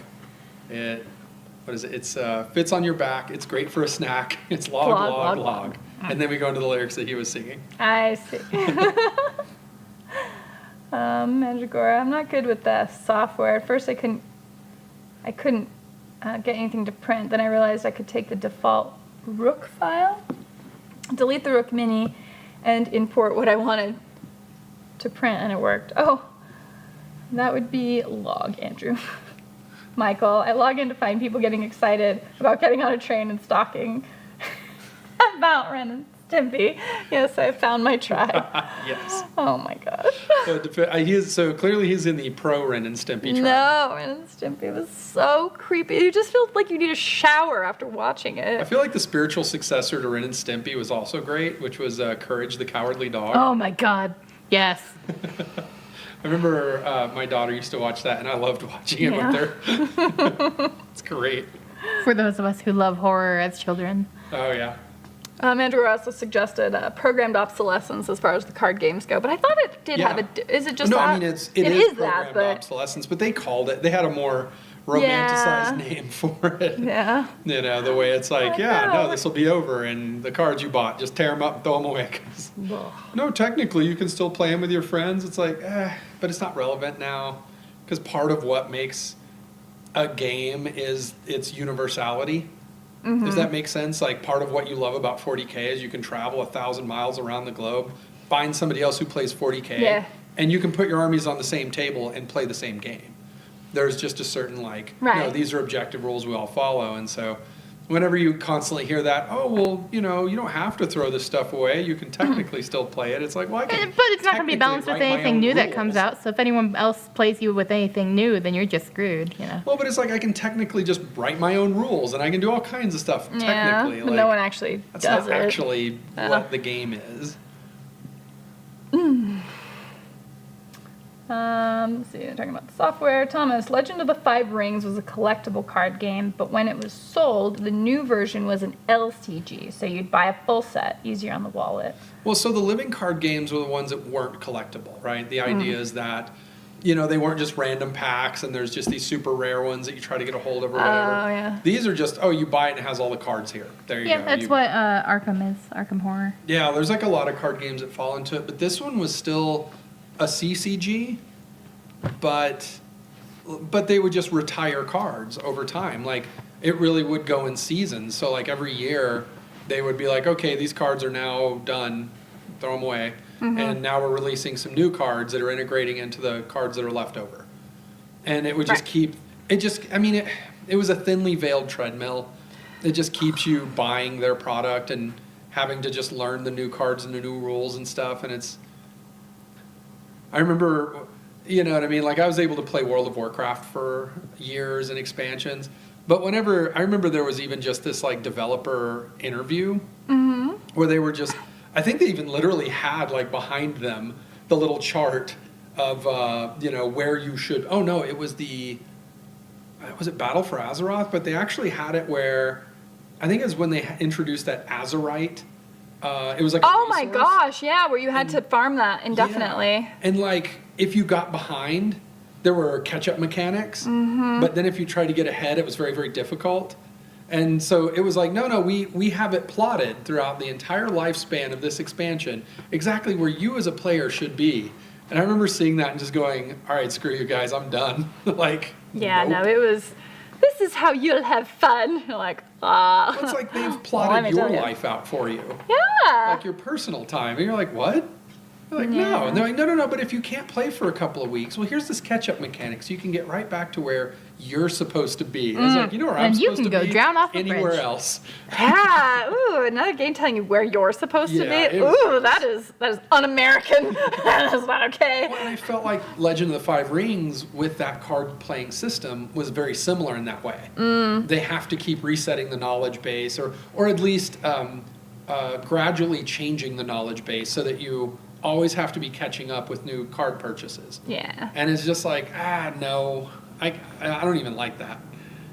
Michael Gray, dictated fun is the best kind of fun. Blizzard, probably. Yes. Ding!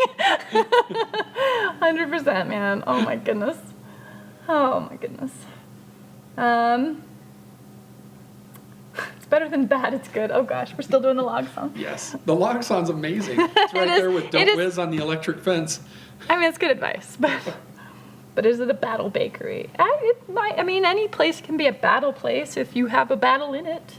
And it was big enough, and the inside opened up, so you could actually, like, you check out the Plundered Ends channel. He's got a tour of his So what is it, the his Midland bakery. game store was almost a battle place? It was almost a battle FLGS. Yes, exactly. Andrew, Pinoff be praised. Damn it! How'd you get in here?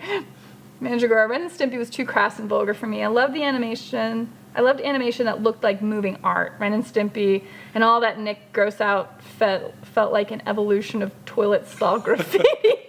No, it was Yes. it was like the Garbage Pail Kids. Oh, Remember those also cards? awful. Yes, those hideous cards in that weird movie. Yes. Yes. There's an amazing edit out there of the movie where they just removed the Garbage Pail Kids from it, and then they just cut it down into just the storyline of the people. Oh. And it's a weird movie. It's like it makes sense, but it's really bizarre in that setting.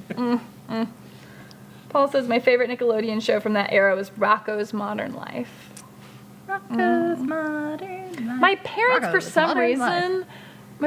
reason, were super into Beavis and Butthead. Oh, dude, my uncle used to watch that a lot. Yeah, and it would be on, and I remember that with Ren and Stimpy when my dad was like stealing cable, and like it was Just casually. just weird. I don't know. All of it was just I remember it was one of the most boring things on Liquid Television. was Beavis and Butthead.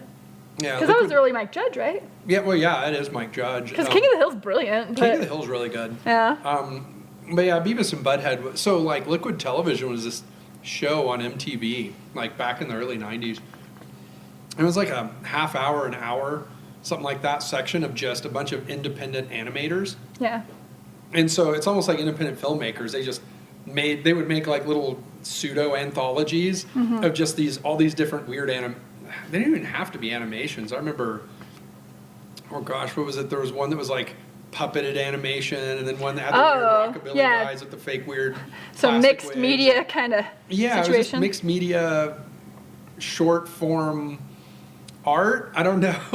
But I remember Beavis and Butthead was on that and got real popular from it being on MTV Liquid Television, and then they spun it off into an actual TV show. Oh, okay. In fact, where a lot of people discovered Guar. Okay, well, I suppose there's some positives out of that. Chuck of Rhubarb, card games are for the weak.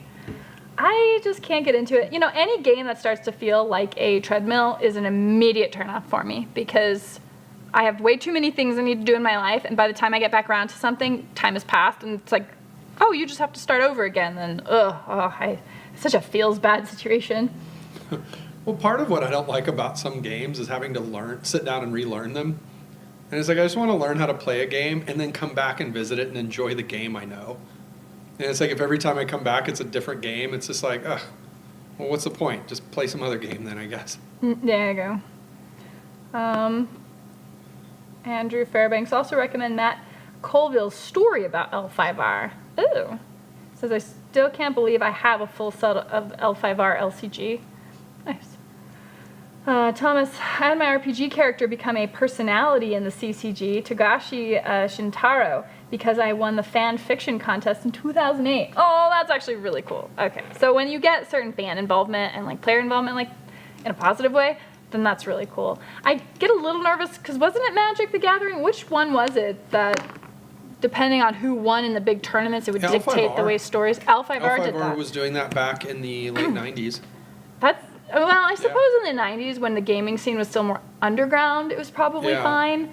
I feel like the gamification that we have now, people metagame that, and it isn't fun anymore. Well, the internet has changed the nature of competitive gaming because there are so many sites and everything dedicated to just kind of hashing through the math of just what statistically just will work the best. And then people assume that that's a solved game. Oh. And so, like, for games like the way 40K was for a long time, there really were just a lot of sort of mathematically statistical, what would you call them, just like better than other units, you know what I mean? They just mathed out a little better. Yeah. And that's why games like War Machine got to be a little more competitive, because there were so many, like with the caster kill mechanic especially, there were so many like obtuse angles of victory that it wasn't just a straight like, well, how many shots do I get out of this unit versus how much armor do you have versus, you know what I mean? Like, whereas 40K, you do like basically the 3 rolls. You know, you're like, okay, my chance to hit, my chance to wound, your armor save, like, and you can boil down how many wounds you can cause another unit. Whereas with something like War Machine, half the time you didn't care. Like half the time was, but I can move these guys off of an objective. Just physically move them with TK and things like that. Or, I can actually just part the Red Sea and then like shoot my little dude in there for caster kill. Or and there were so many little obtuse rules that you couldn't just straight math it out. And that's part of why like the meta would change. But it's a very dangerous meta. And that's why things like when Bradigan showed up, it was like, oh, you broke it. And now it's kind of broken fundamentally though. And it's just like, oh crap. And so like it's kind of the two different design philosophies of where you have a more statistically straightforward game like I think Bolt Action is probably a really good example of that versus something that's just off the wall, whereas like I think War Machine did it. I think Weird goes all out, like Malifaux is very much that way too. Yeah. And so it's like kind of these two different design philosophies where one is more easily quote unquote solved. And so the internet is like a major, like has kind of changed the nature of how people play those games competitive at all. games. Like if it has any popularity, then suddenly you get a think tank approach to it. Okay. Yeah, I can see that. Greetings from Hungary. Go for it, game. Go for it, painting. Welcome to the chat. Good to see you. We're kind of wrapping out here, but got a few more comments to read. Mandragora, to be fair though, there are so many games where newbies who joined late can't catch up to the power of metagamers. Imagine if Diablo 3, where the guys at normal have to compete with the mythic 75 players. I have zero interest in retail World of Warcraft, basically for that reason. Well, and it's the problem with gear progression. And so like video games, I think, fall into that a lot, where they just keep creating a higher eye level, and that's even more difficult to get to. And then another eye level that's even more difficult than that. And so it's like... Yeah, and they don't ever make any sort of like, let's try a different approach. It's always upping the ante. Well, that's where you see fear and greed. Okay, where it's like, well, we want our game to be successful, and we want to make a different game, but also it needs to be the same. And so it's why like almost every MMORPG in the last 2 decades has basically looked like Warcraft. And so like, it's the design philosophy I always think of, where I'm like, Hey Miranda, have you picked up Ocarina of Time and played it lately?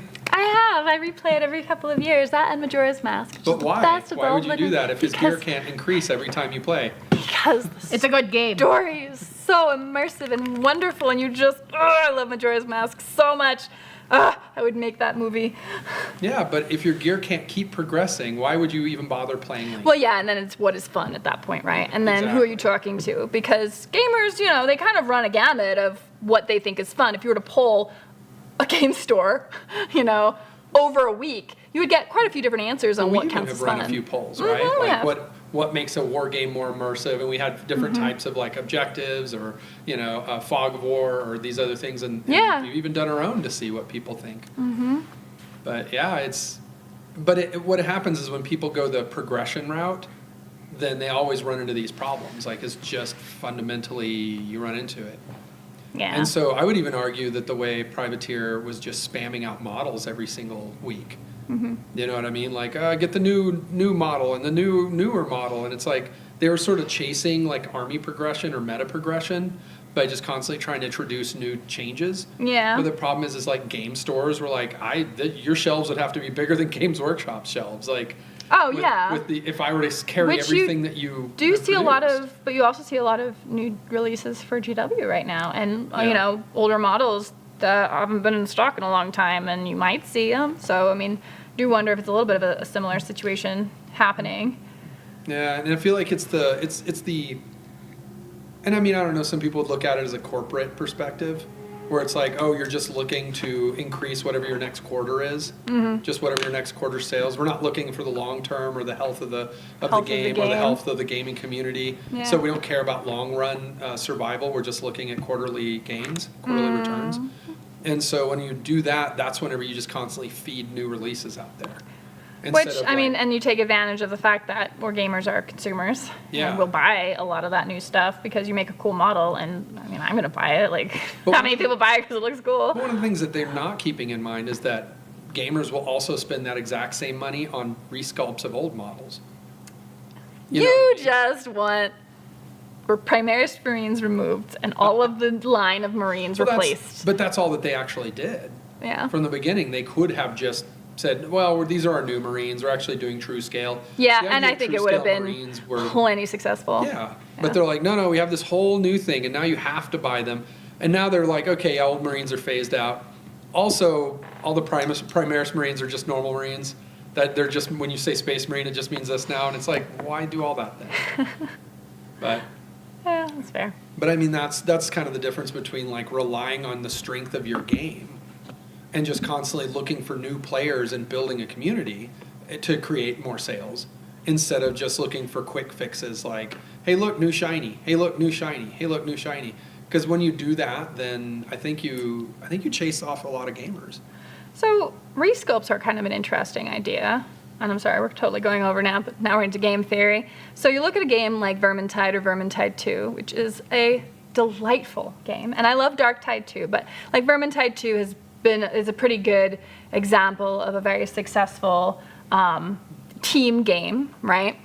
And it's limited to 5 characters that you can choose between. And they have their different career paths.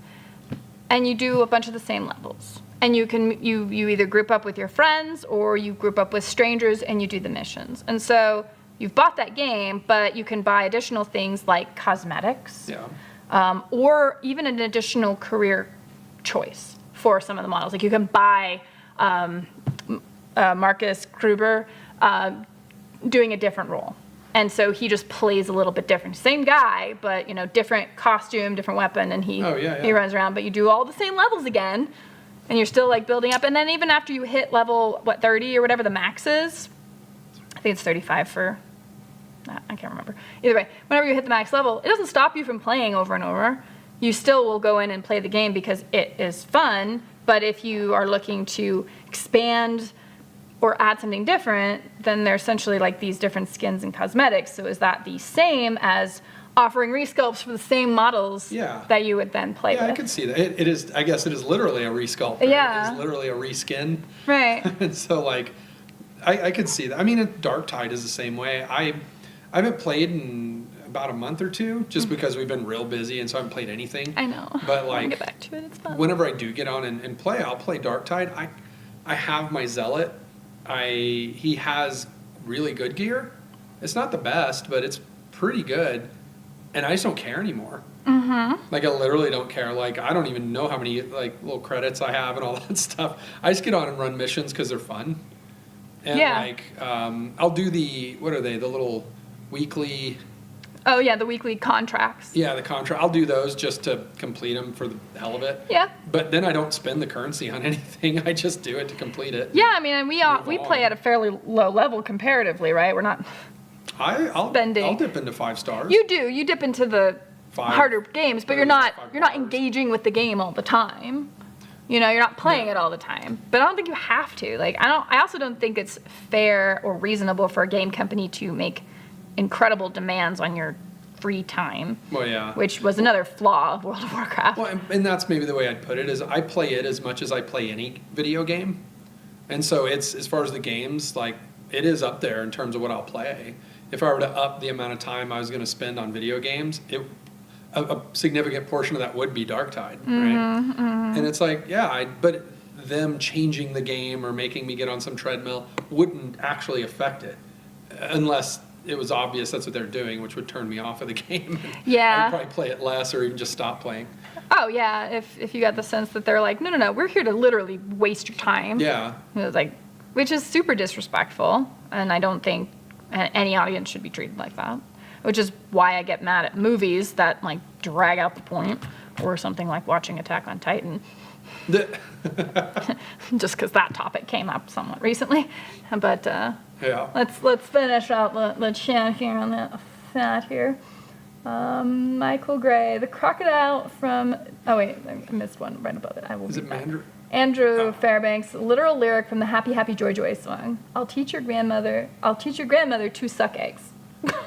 Happy? Wow. Song is great. Michael Gray, the crocodile from the Garbage Pail Kids movie, is the reason I still can't sleep with my feet outside the duvet. Yes. I can't either. We all know that spoopies, something gets you if your feet or any appendage hangs off the bed. We know this, okay? Oh, it was one of my favorite moments. Do you remember? You and I went to see Paranormal Activity. Yeah. You know exactly what I'm talking about. I do. And it's like, and whoever's seen that, it's like kind of found footage. Yeah, it's a found footage movie. And so they have this camera like recording them while they're sleeping in bed. Yeah. And at one point you see the covers get pulled off of them. Mm-hmm. And you're like, whoa. And then you see one of them's legs start to get pulled over, You're like to the side. And then the Nope. whole leg gets pulled. They get pulled off the bed. And like, you hear this voice in the back of the theater that's just like, oh, hell no.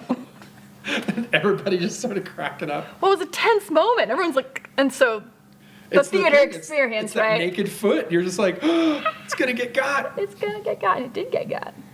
Mandragora, Beavis and Bud. I hated that. They even imported them into Full House, of all things. So What? luckily I did give King of the Hill a chance after that show. Also, the Sega Genesis game sucked. My brother actually played that Sega Genesis game. Wait, what game? The Beavis and Butthead Oh, Sega was Genesis that? I game. didn't know there was a game. There was one. That's right. What did you and your brother think of it? I don't fully remember because you went to different parts around town and had to do stuff. I don't remember. It wasn't very memorable, I guess, but I remember we had it.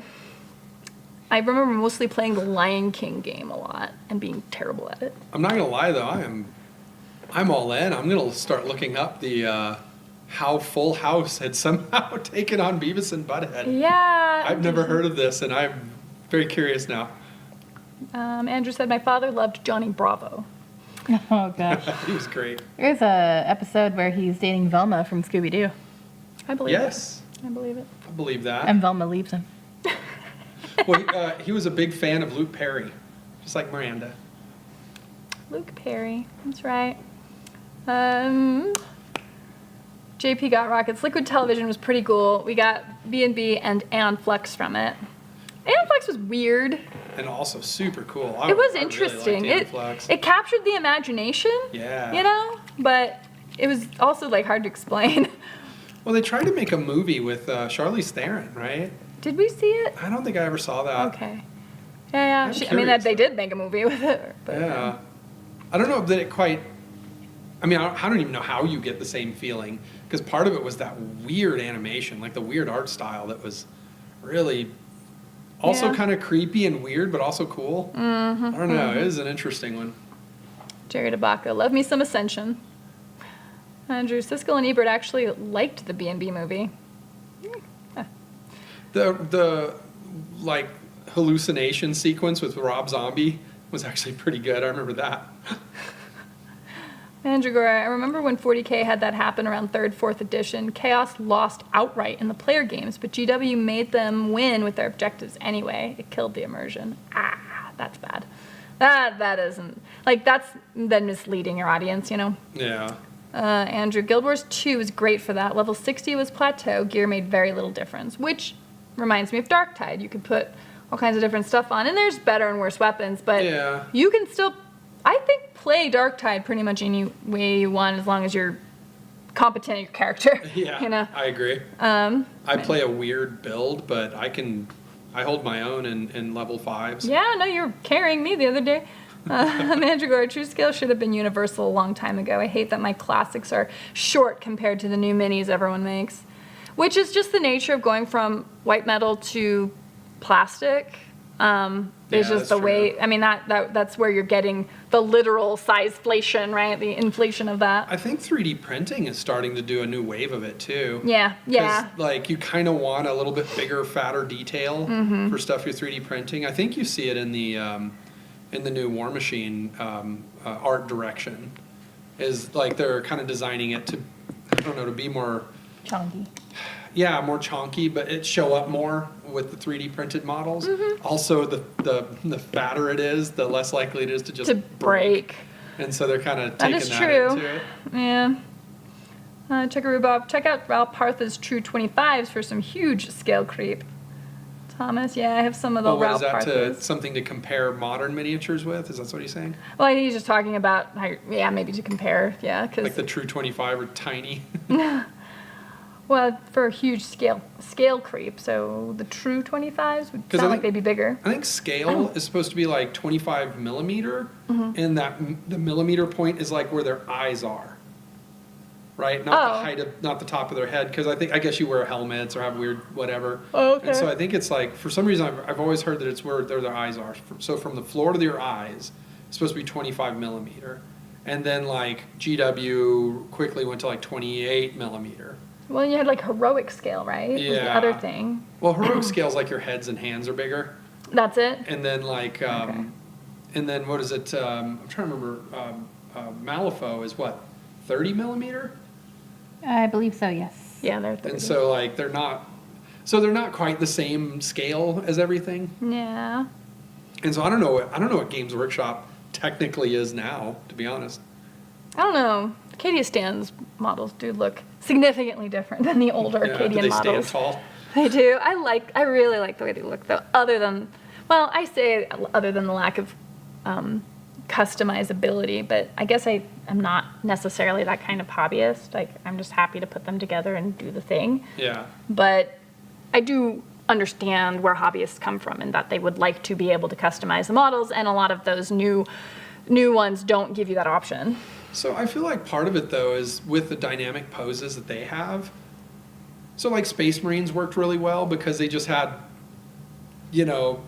put the arm wherever you want it, glue it however you want. You're going to cover it up with a giant shoulder pad anyway, right? Whereas you can't really do that. Like the models with smaller shoulder pads or just somebody who's just wearing like a jacket or something. Like their arms kind of go where they go, and there's not a whole lot of customization you can do there without suddenly either making it incredibly complex or it just looks a little weird. And so Yeah. like I think the Cadia box, they have a lot of unique poses. So you can make a whole unit where everybody looks different. But I think a lot of the hobbyists are like, yeah, but I can't pose them exactly how I want. And I understand the argument, but I understand also why it's that way. Yeah, exactly. Thomas, yeah, I have some of the old Ralpartha and Grenadier minis, and the scale creep has made them tiny by comparison. Okay, so yeah, the True 25 is significantly smaller. Paul, I remember someone saying that about Paranormal Activity. If you just picture some stagehand slamming the doors or moving things, it's far less scary. Well, that's not the point, Paul. Well, it's more interesting too because it's not CG. Like Yeah, all the things they they're do, practical. they're like practical, like magician's tricks. Practical means something different. It's why I don't think practical will ever fully go away. And I don't know. I feel like maybe the newer generation, it'll be like all new to them again because they've just grown up with CG everywhere, and it's honestly a lot of CG isn't all that good looking anymore. So. Well, it's interesting because like you look at Jurassic Park and you're like, how is this still the best looking CG? So good. And it's like I think a lot of it is leeway because so many people growing up over the last 10 years grew up with video game cutscenes, and so CG looks normal to them, whereas like to people in older generations are like that doesn't look normal. I mean, I guess people are the new generation's commenting on like Marvel movies not looking that great either. Like, it's not unrecognized by younger people. Mandragora says, at the disembodied voice, I just shared the Full House clip to Miranda's Facebook post, so we are going to see that, I guess. Nice. I look forward to seeing that. Paul says, same art style for Aeon Flux was used in Phantom 2040. Loved that show. Have you seen that? I don't know. No, I'm not familiar with that. And JP Got Rockets Aeon Flux reminded me of the French comics, Yes. stuff from Mobius and the like. Yep. I think it was partly inspired. Well, and the wasn't it? stuff like Heavy Metal magazine. Oh, God. Yeah, I mean, which was also a lot of Mobius and. yeah, exactly. Jerry DeBaca, I wonder how much scale creep has to do with how good painters are. Like, has it leaned more into people wanting to show off their paint skills? I think so. Because larger models would theoretically allow you to do that, and more details on the model and all that. No, I think that's a good point. Yeah, fair point. JP Got Rocket, Chucker Bob. Ral Partha is back. Ral Partha Legacy brought back a lot of the old sculpts. Yeah. Mandragora, Raging Heroes are taller than even the newest Chaos Cultists. The top of a mini standing tall still only reaches the shoulders of a dynamically posed Raging Heroes girl. Nice. Oh, goodness. So they're just raging Amazons. Raging Amazons. Well, I think we should probably cut it here because we're like 20 minutes over. But for those of you who will be attending Adepticon, I hope to see you there. I am hoping to be in costume. I don't know what'll be in our swag bags, but we got the little whatever their VIG version is, the fancy bags. So I'm curious. I may post some stuff on that. And I guess I should look into checking out making a book club, and I can check out booth 405, and I've got just so many things to do. So thank you all. I will try to post, I'll probably post stuff while I'm at Adepticon. I don't know that I'll be able to do a video, but we will see. So if that is the case, then it will be the next live stream. The normal live stream will be 4 weeks from today, which I think will be right before my birthday. What is that? Let me see here. 1, 2, 3. Oh, no, it'll be April 3rd. So Right after your birthday. right after my birthday. So, thank you all for joining me tonight. I hope you got some fun hobbying done or enjoyed the random Ren and Stimpy talk and all the log song and just the general hangout. And of course, I love talking about game theory, so we can keep that up too. So have a great week, and we'll see you guys next time. Bye-bye. Oh, and I will be chatting in here so you guys can ask other questions, because here is my sweet outro.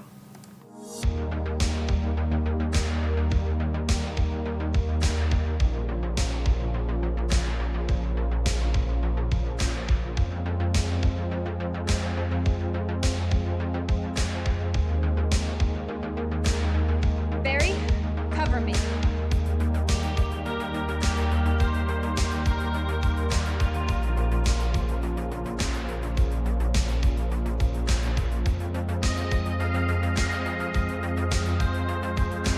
All right, guys, this is it.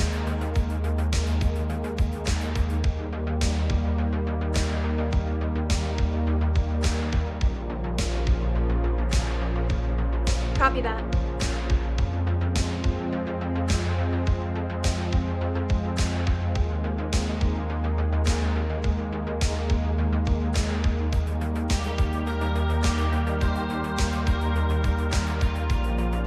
No more sandwiches, Barry.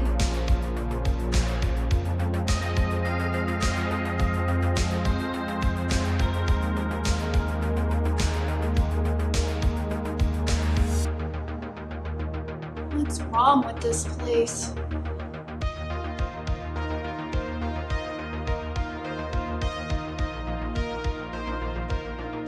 I'm in the west corridor. I'm right outside the generator room.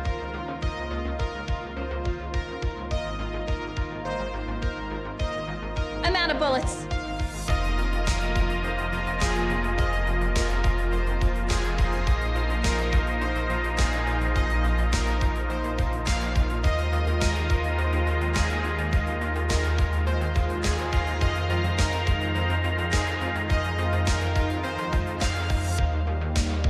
Oh, Barry.